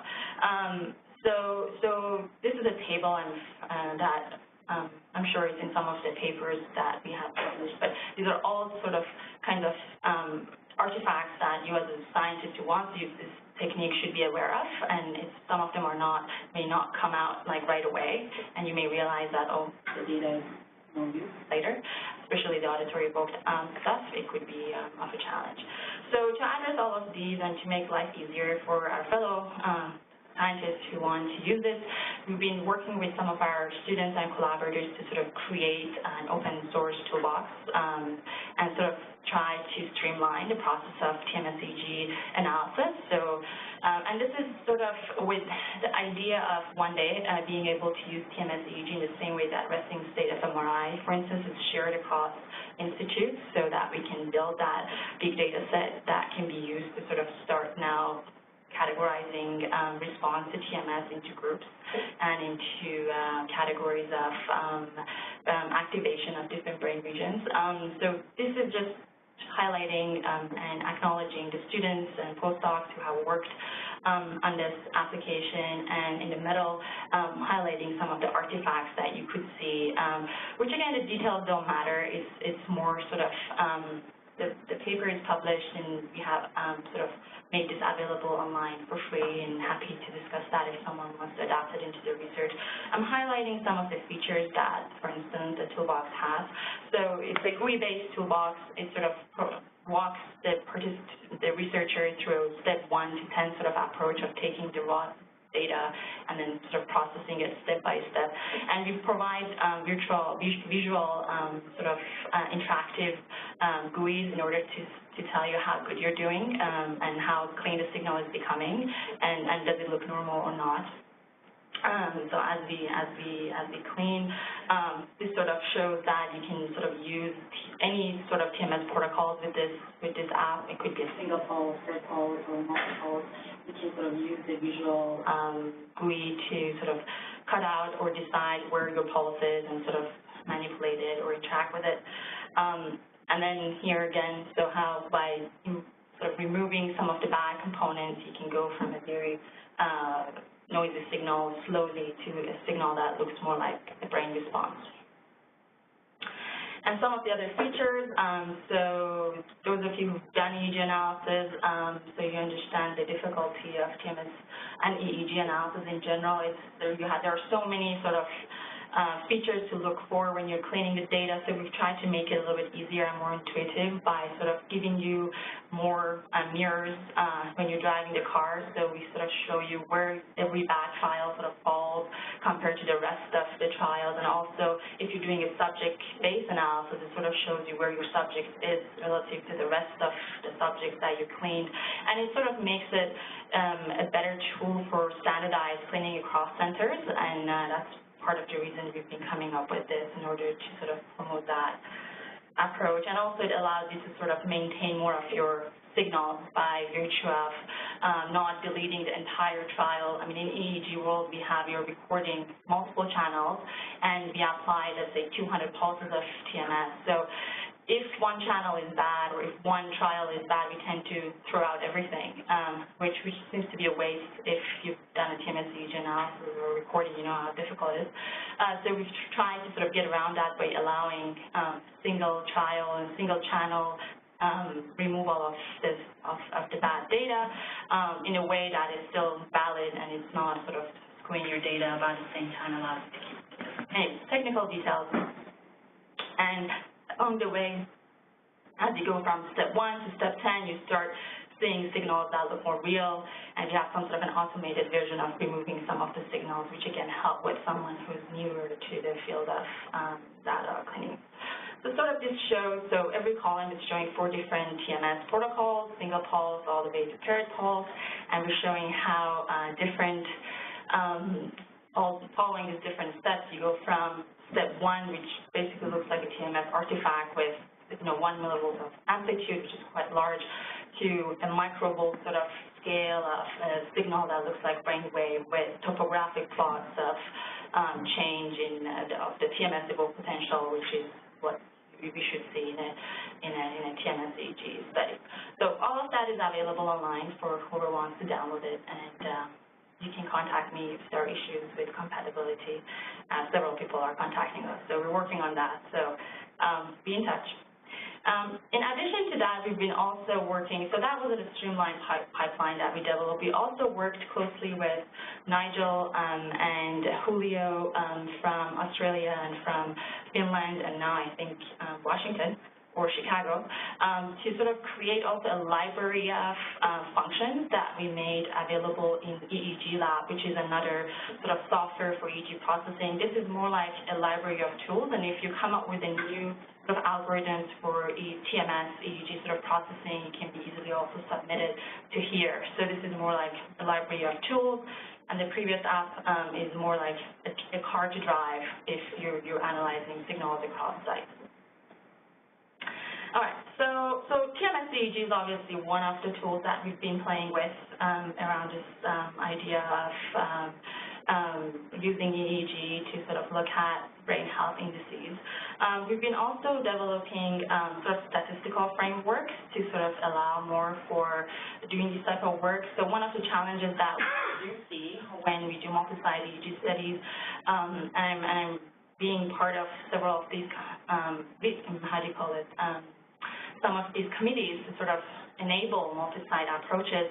One of the main issues is also the statistical framework that we use in individual studies, which makes comparison between studies almost impossible. So we're sort of coming up with new unbiased ways of also statistical testing. So one way is unbiased ways of functional network connectivity, categorization, and also I think thresholding is also another thing. So we've been making our efforts available online too around this. So we recently published something around unbiased cluster-based estimation approach, which sort of makes the researcher hands-off around sort of setting a threshold for significance, and it can be applied to EEG or MRI. But we've been sort of dealing with this around this multidimensional sort of array of signal that we have in TMS, which involves not only time but also frequency and also space. And then the subject level. So we have this 4-dimensional data set in which we're trying to imply some sort of a thresholding on top of it, and it has proven difficult when it comes to comparing studies between even students in our lab. So we're trying to enforce this type of stuff also to make cross-study comparisons more meaningful. And then we're also in parallel working on, and as I mentioned, some portability aspect of these tools. So TMS EEG right now is something that sits inside the lab. So, and in my new position, we're sort of working a lot with community also. So, and we want to follow individuals in schools or in addiction recovery programs over time daily, and I cannot take a TMS EEG to them, right?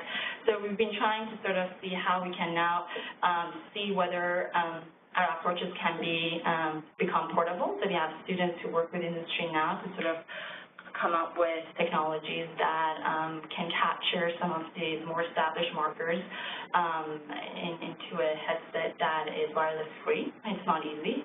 And the approach is not very intuitive. So we've been trying to first capture the neuromarker that is reliable with our heavy-duty, high-density systems, and then we take that and we try to take out as much information as we can until the signal is no longer reliably tested over time. And then at that point, we say, okay, this is probably the bare minimum we need, and then we go and work with a company to sort of try to come up with the hardware around it. So kind of the line of work that we do. All right, so now let's see how some of these are being actually use some of these techniques in real world research sort of world. So with TMS EEG, we've been actually playing around with the idea of TMS EEG a lot and trying to sort of translate some of the older or more conventional classical paired pulse, single pulse, and rTMS sort of protocols that were established based on motor cortex. So we've been using TMS EEG to sort of translate that into the prefrontal cortex and other regions. And to echo the previous talk, a good point that was made is that what we realize also when we compare motor cortex with non-motor cortex, we realize that actually these metrics are not the same across brain regions, and which is a good thing because it means that, well, it makes sense to invest in this type of efforts. Otherwise, you can just measure motor cortex and go home because it's so easy to do. But we do see that once we actually measure these things from one brain region to another, these markers do not correlate. So some subject with a very good, let's say, inhibitory marker in the motor cortex may not have a good inhibitory marker in the frontal cortex, so which makes it all more interesting. It's a nonlinear thing that happens.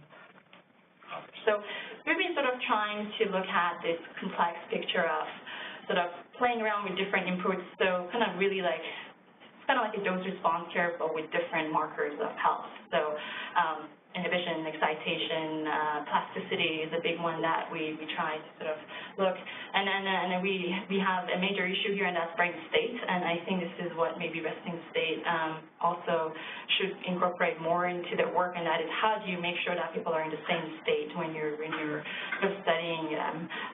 And then across different stages of a disease, that's another thing. So trying to capture that and coming up with ways to keep that constant.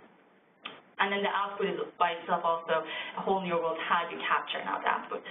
It can be done with even fMRI, but with EEG, we have all those metrics that I mentioned around local response, global response, and really like this picture is forming by efforts of so many scientists across the world. So some examples of some of these markers with the TMS protocols. So this is a study that we've done back in 2013, which is 4 years ago now, with combining one of the classical TMS protocols. Have you guys heard of cortical silent periods before? Probably everybody, maybe some people say no.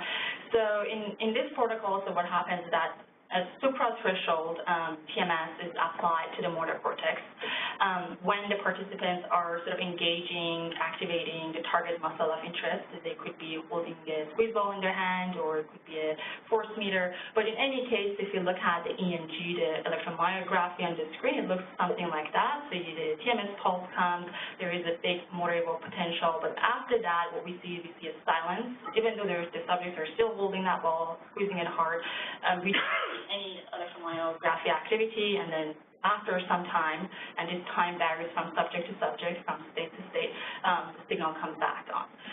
So this periods during which there is a silence of background EMG has been called cortical silent period. And in the motor cortex TMS world, it has been shown that it varies across different disease conditions, and it can vary following pharmacological intake. So if someone takes some sort of drug, this can be manipulated.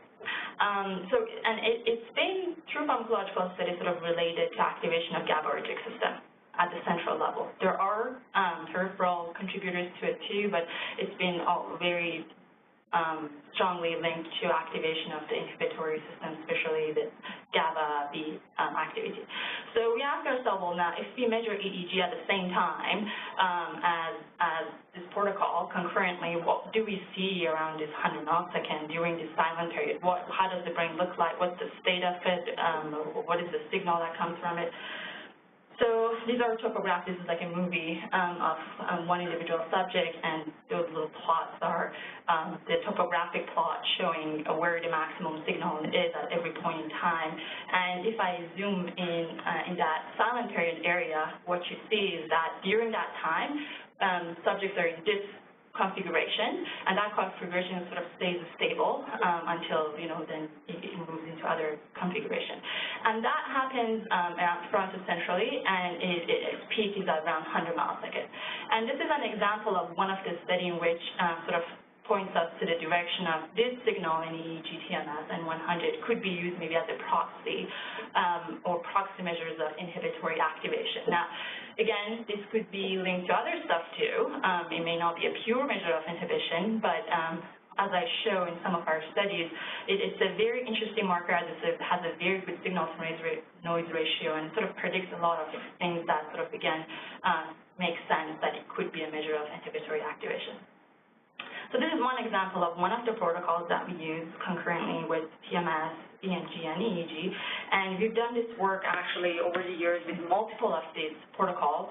So if you're guys familiar with paired pulse protocols, for instance, there is one in which I showed a picture earlier in which true supra-threshold stimulus are applied 100 milliseconds apart to one brain area, and what you see that is compared to one pulse alone, the response to two pulses when you look at motor evoked potential is a suppression of activity.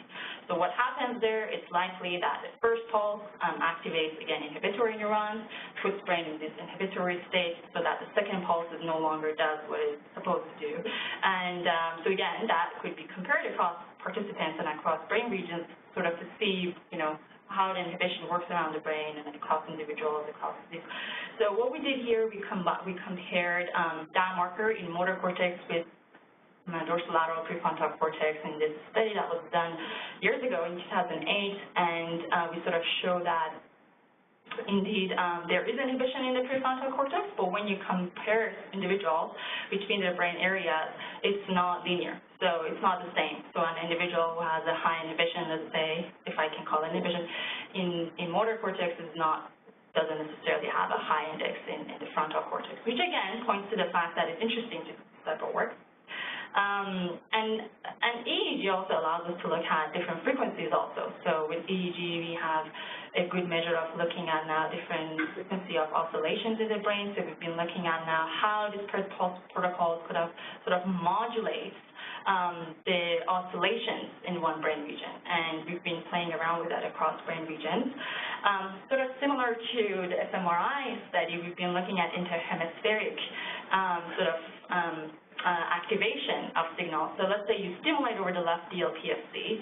Now, what do you see over the contralateral DLPFC? So we've been actually combining DTI with TMS fMRI in a non-concurrent way, but we've used DTI to sort of understand what is there a correlation between integrity of GNU across different parts of corpus callosum and how much signal gets through. And we've actually seen very region-specific changes around that. So depending, there is indeed cross activation, and this cross activation seems to associate very nicely with the integrity of corpus callosum. And again, there is differentiation between different brain regions. So meaning that you cannot understand what happens in the prefrontal cortex by just looking at the motor cortex. So this study shows that, and and that's the one that I actually showed you around the cortical silent period. We've been also doing more recently some work with rTMS. So what happens if we do rTMS EEG? So this is the work that was done with collaborators Mark Halko and Jeremy Schmaumann in MGH, so in which we sort of wanted to see if we use functional resting state MRI and use a sort of network-guided approach and stimulate default mode network versus a frontoparietal network in the cerebellum, what happens in the cortical area? Are we going to get activation of these specific networks using EEG? And the answer is yes. It's very interestingly, we sort of got activation of very selective networks depending on where we stimulate in the cerebellum, and it was easily picked up by EEG. Here we're looking at the complexity of the network, which is a marker we use for EEG analysis. But again, more sort of evidence toward the direction of TMS, EEG, fMRI combination, sort of giving us more clues around the connectivity of network and its modulation and manipulation by rTMS. All right, so this is fine. This is still in the domain of basic science kind of stuff. So can we now use this in a clinical population in a meaningful way? So in fact, TMS EEG and rTMS have begun to be used across lifespan. So some studies published, some not, that you hear from in conferences, obviously, and I've seen its application coming up in some of the work in use, and also in all kinds of problems across the neuropsychiatric domain, all the way to dementia. So it is being used in order to understand different pathways, and some of the work we've done, we've played around a lot. So I have a mental health sort of research domain, so I work a lot in this domain, and some of the work we've done has been around the idea of coming up with diagnostic markers for different neuropsychiatric diseases. So we've been playing around with the idea of impaired modulation of oscillations for schizophrenia, bipolar disorder, OCD, and depression. So it's the work that's been building up over the past 10 years, in which we look at how, for instance, an inhibitory marker in TMS could modulate these networks, what is impacted, and can we come up with ways to sort of differentiate diagnosis, and now more with the RDoC approach, we're getting into more subdomains of behavior. What can be used, some sort of a TMS EEG marker of suicide or anhedonia or things like that, or inhibitory control. So we have published work in this area, and which, if you're interested, I can refer you to those. And then in children and in youth, also some very interesting work coming up. So as I mentioned earlier in the talk, treatment-resistant depression is a major issue, especially in the youth population. Some of my colleagues at Mayo Clinic, I'm not sure if you heard the name, Paul Crokin, he's been trying to sort of use TMS in the children population, which you can, I'm sure you can appreciate how there are so many layers of difficulty when it comes to that age range. But he's done some elegant work showing that actually those who do not respond to pharmacological therapies may have these distinct TMS markers that could be potentially used one day to say, okay, so you're not going to apply to pharmacological treatments, let's maybe move to TMS or something else right away. So some of these current pulse measures seem to be impaired in those who do not respond to pharmacological treatments. Again, the studies are small, but we need more multi-site trials to sort of build up the numbers and see the direction of this work. TMS EEG has been used in ADHD, sort of keep talking about inhibition kind of makes sense, that's where researchers started utilizing it too, sort of to look at whether these inhibitory markers that I talked about are more impaired or less potentiated or impaired or in some ways abnormal in children with ADHD versus normal controls. And these early studies that come out actually point to that direction of inhibitory markers being the ones that differ between younger populations with ADHD and no ADHD. Now, we've been using these markers to sort of predict, so back to the early slides around context, so the prediction of who responds to what is of interest, and also try to understand how some of these old but sort of more invasive techniques like physiotherapy work. So we've been using TMS EEG for monitoring and sort of prediction approach in that context. So a design of such a study looks like this, obviously, so a little bit like what was described in the previous talk. So you do baseline assessment using EEG and TMS EEG, and oftentimes we actually have MRI as well in some of these protocols that can be looked at after for verification of which networks were stimulated. And then we provide the intervention and we do follow-ups. Now, if we have a lot of money, we can do more assessments in between, and if we don't, we sort of do pre and post and follow-up. So we're in the middle of doing a lot of this work, and I mentioned some of the published ones or some of the ones that are closer to publication. So this one is a published one in which we use TMS EEG to sort of to look at who responds to this new form of seizure therapy that's called magnetic seizure therapy, which a lot of you might have heard of.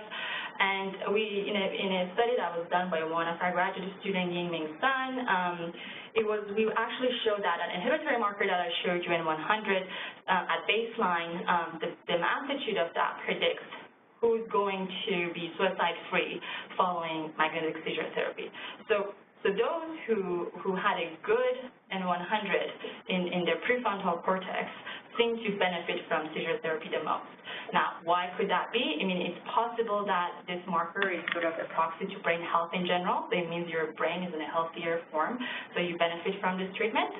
Or it could be that maybe this marker sort of is a proxy to positioning or some sort of an activation of inhibitory neurons, and the treatment that we have sort of targets that population. And if those populations are accessible, as we measure from EEG, why this treatment works the best. So speculation can go on, but the fact of the matter is that if you're in a clinic and you want to predict who is going to benefit from this treatment if they're suicidal, we kind of have sort of a potential translational marker that could be used, and the predictive value was quite high. It was around 90% of accuracy in predicting, which is quite high for the EEG TMS world. This is another non-published work in which we sort of looked at the connectivity of dorsolateral prefrontal cortex with the rest of the brain before and after seizure therapy in I think 13 or 14 individuals in this picture. Was presented a year ago, I think, at ACMP. And I wanted to show the movie so quickly, and I'm getting closer to the end of the talk, and in which we're sort of showing how the DLPFC is connected to the rest of the brain before and after seizure therapy, sort of following a movie here. So if you look at so you see a lot of connectivity between DLPFC and several regions, proximal or distal to the site of stimulation, which after the seizure therapy, you don't see that. So there's been this ongoing hypothesis that depression is linked in part to hyperconnectivity of different networks and interaction between networks, and it's possible that what we're here seeing with TMS EEG is sort of what I call it a brain at ease or a calmer brain. So the connectivity is sort of dampened maybe by seizure therapy, and that's what we're seeing here. Anyways, it's sort of a demonstration of how TMS EEG millisecond time resolution could be used to sort of look at connectivity in the brain following an intervention. This is another work that we recently published, and we're looking here at not TMS, but EEG alone in the context of seizure therapy again, and we're sort of coming up. So this falls under the category of some of the translational work we're trying to do so that we can actually build some sort of a device that inside a clinic could be used to sort of predict who's going to respond to treatment and who's not going to respond to a treatment. Here is a little bit different approach in which we use variability of EEG as a marker to sort of understand why seizure therapy is so effective. And we looked at variability of EEG in relation to change in depression scales and also change in cognition scales. For some of you who may not be in the psychiatry field, seizure therapy remains one of the most effective treatments, specifically ECT or electroconvulsive therapy, but it has a lot of cognitive side effects. So here in this work, we actually showed a marker which is an entropy-based marker in EEG, which predicts actually in a region-specific and in a very time-scale-specific way what is the impact of seizure therapy in relation to change in mood and in relation to change in cognition.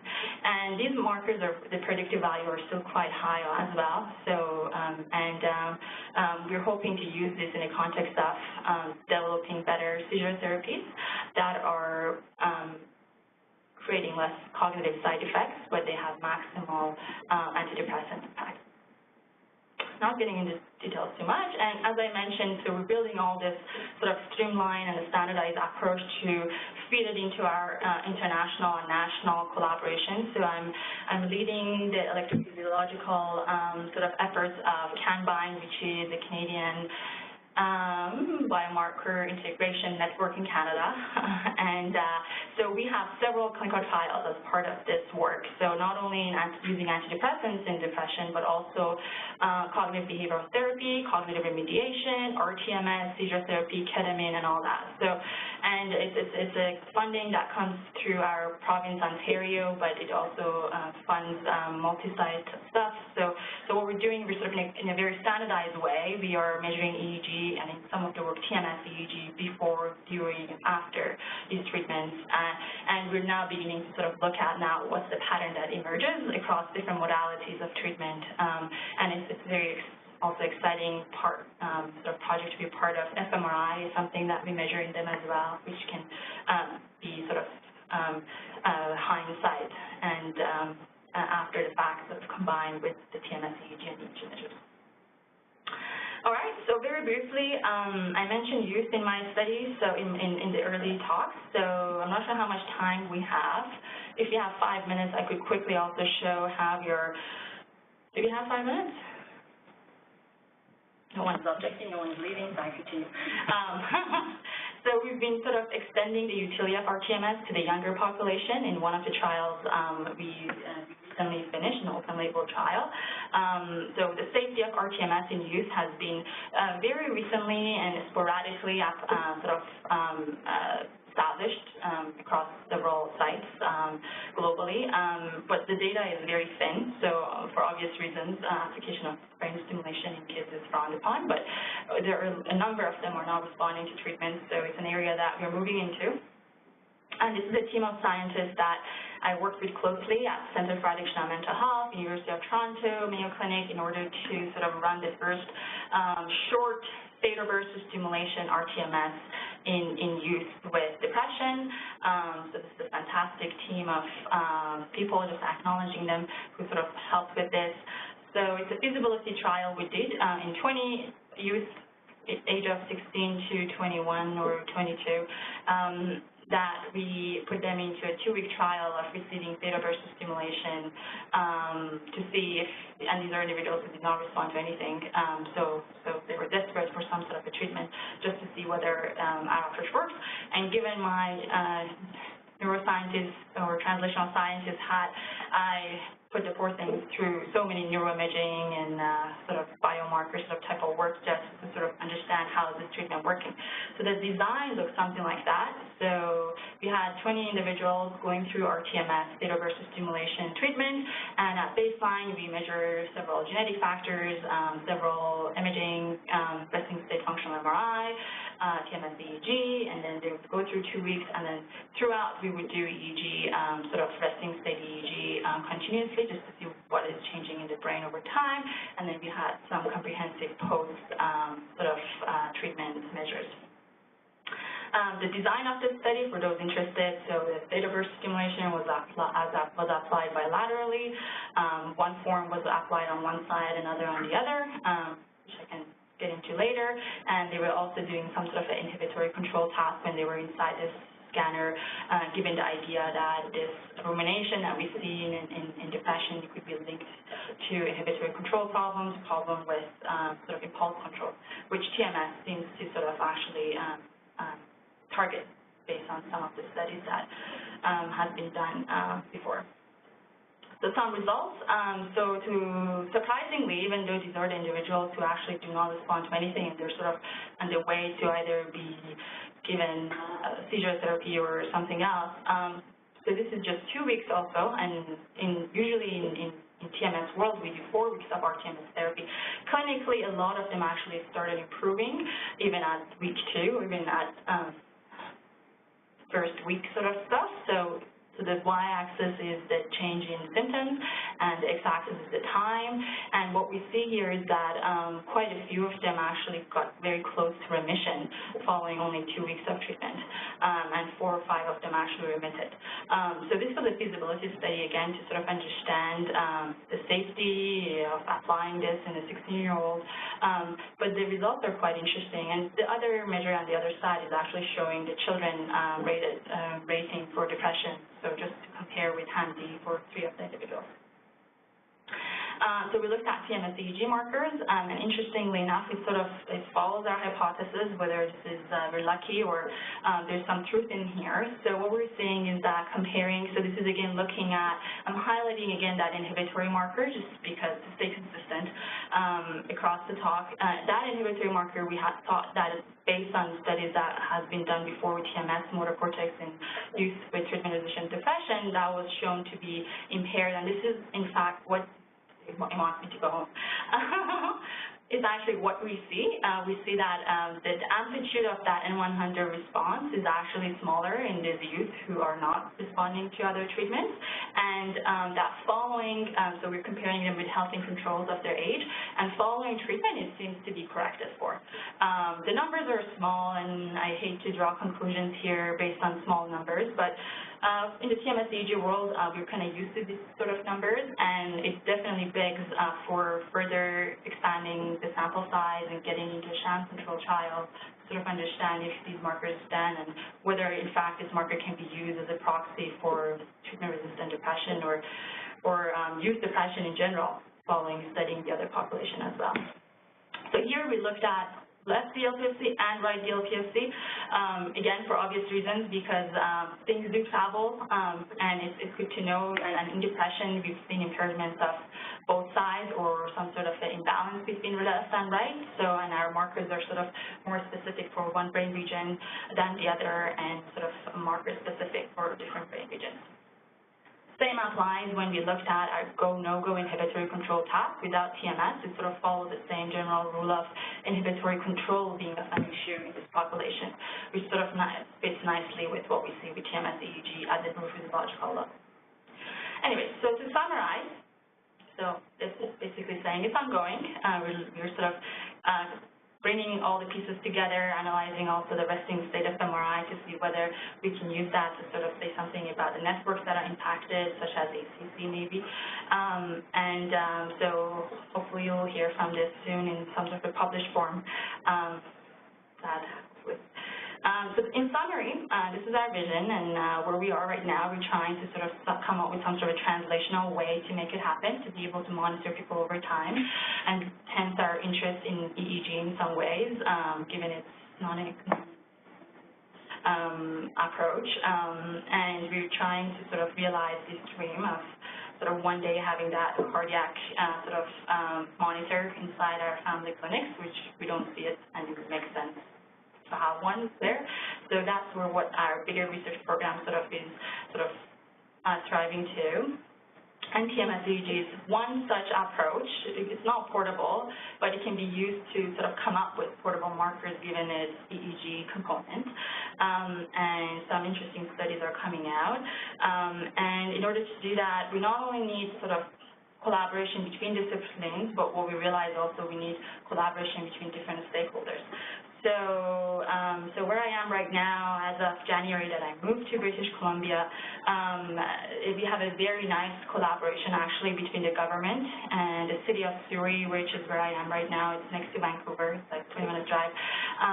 So the city has realized the issue in addiction and youth mental health in general, and they sort of put together partners and created scientific positions and sort of helped also with establishing imaging centers inside the university. So right now we actually have now a brand new MRI, MEG EEG, it's a very nice big data cluster for data analysis, one of the biggest in Canada, our university received, and hopefully soon TMS-fMRI. We would need to recruit scientists to do that type of work. But inside the university, we're sort of establishing that core to sort of communicate then with our other partners. I have an embedded lab at this addiction recovery program right now called John Wilkin Academy. The 2-year addiction recovery program, and I'm working very closely with the clientele to sort of now use our sort of portable or translational markers to sort of monitor health over time in these individuals, and for which I'm going around and partnering with different scientists who do different types of technology development to bring it to that unit. And it's a very exciting work to actually work with individuals who are living with lived experience and who would sort of tell us where to develop technologies and where not to, because there's no way they're going to use it if you know, they were the end users. And on top of that, we have right now what's called West Coast Health Accelerator coming to our district, and it's part of what we call Surrey Innovation Boulevard. So we have companies opening shops there, health tech companies. From what we understand, it's projected that up to 40% of companies in Silicon Valley are going to be health related or something. Word of somebody, don't quote me. So we're sort of preparing for that era. So our students right now are being sort of in engineering, they're being recruited to Teslas and whatnot, and in the future we think they're going to be recruited to some sort of health tech, brain monitoring, brain health advancement sort of company like Neuralink that Elon Musk is sort of talking about. So we're sort of building the capacity and to sort of bring all the partnerships together, and if you guys happen to be in Vancouver for the human brain mapping, I'm happy to show you around and show you our new space there and where we're doing all of this work, and the TMS EEG lab that we just purchased equipment to get up and running as well. So thank you. This is the acknowledgement, the end, and acknowledging all the partners. So I've traveled a lot over the past 10 years from universities to institutes, so a lot of people to thank that I work with, and a lot of funding agencies as well, and even some people in this room that I work with over the years. So thanks for listening to me go on and on and on, and I hope I didn't bore you, but feel free to sort of email me or let me know if there's anything that interests you, and we can go into thank you.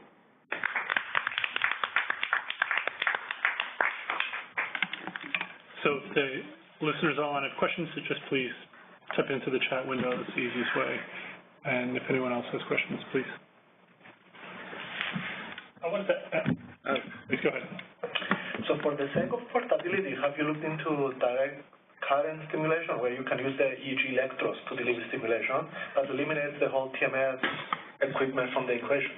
Yeah, I've been a user of TMS more than TDCS over the years for the obvious reason of TMS actually stimulates the neurons, and transcranial electrical stimulation sort of only modulates the membrane threshold to some extent, right?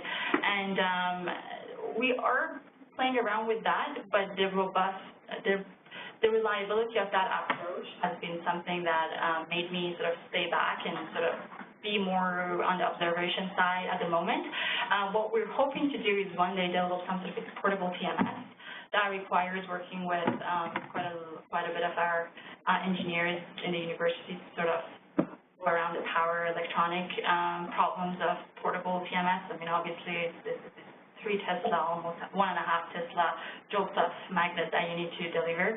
So that is that, but I do work with that technique as well, and I think it has quite a bit of values when you're dealing with populations that, at least from the clinical side, are not as much impacted. So when you're dealing with someone with treatment-resistant depression, for instance, who's on the path to get seizure therapy, you kind of need a stronger sort of stimulator to really stimulate. But I think that is a good direction to also understand what happens with TDCS.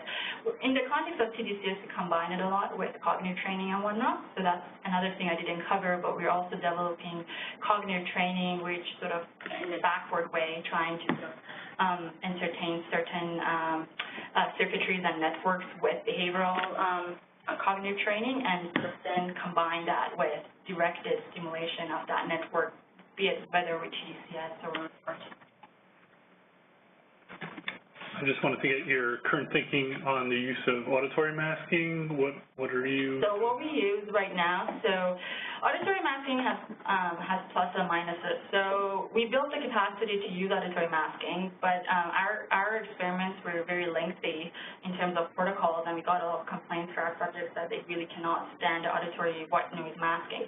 So what we do is we apply a lot of sham conditions, and then we use some sort of foam between the coil and the scalp in order to minimize the bone-conducted part of auditory masking.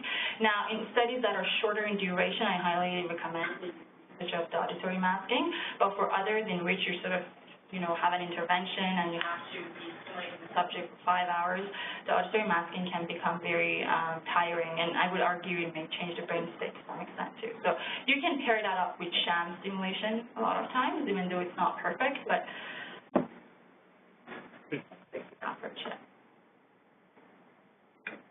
I would have a question regarding the simulation amplitude estimation. Could you maybe use TMS EEG to somehow find out what's the minimum amplitude that you need to use in TMS in order to get an effect in the brain? Yeah, I think the question is, can we do this closed-loop TMS EEG? So there are some works coming from the group, if you know of him, from Germany, who they're actually doing this TMS EEG in a closed-loop system, and there's a company that offers a much easier hardware around it.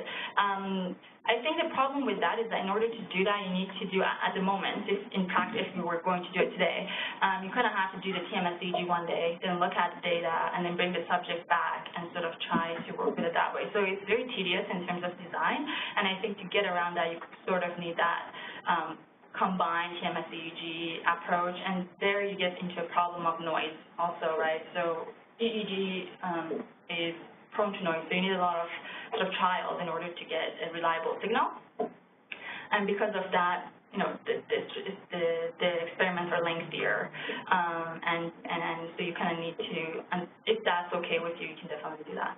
So high insight, we've looked at some of those things. So we stimulate, let's say, so you can also use something else. You can also use sort of maximum current that you induce in the brain area, and use that instead of the intensity of TMS to sort of homogenize or understand how much you're stimulating the brain region. That's another way to do it. But yeah, amplitude of TMS is one way.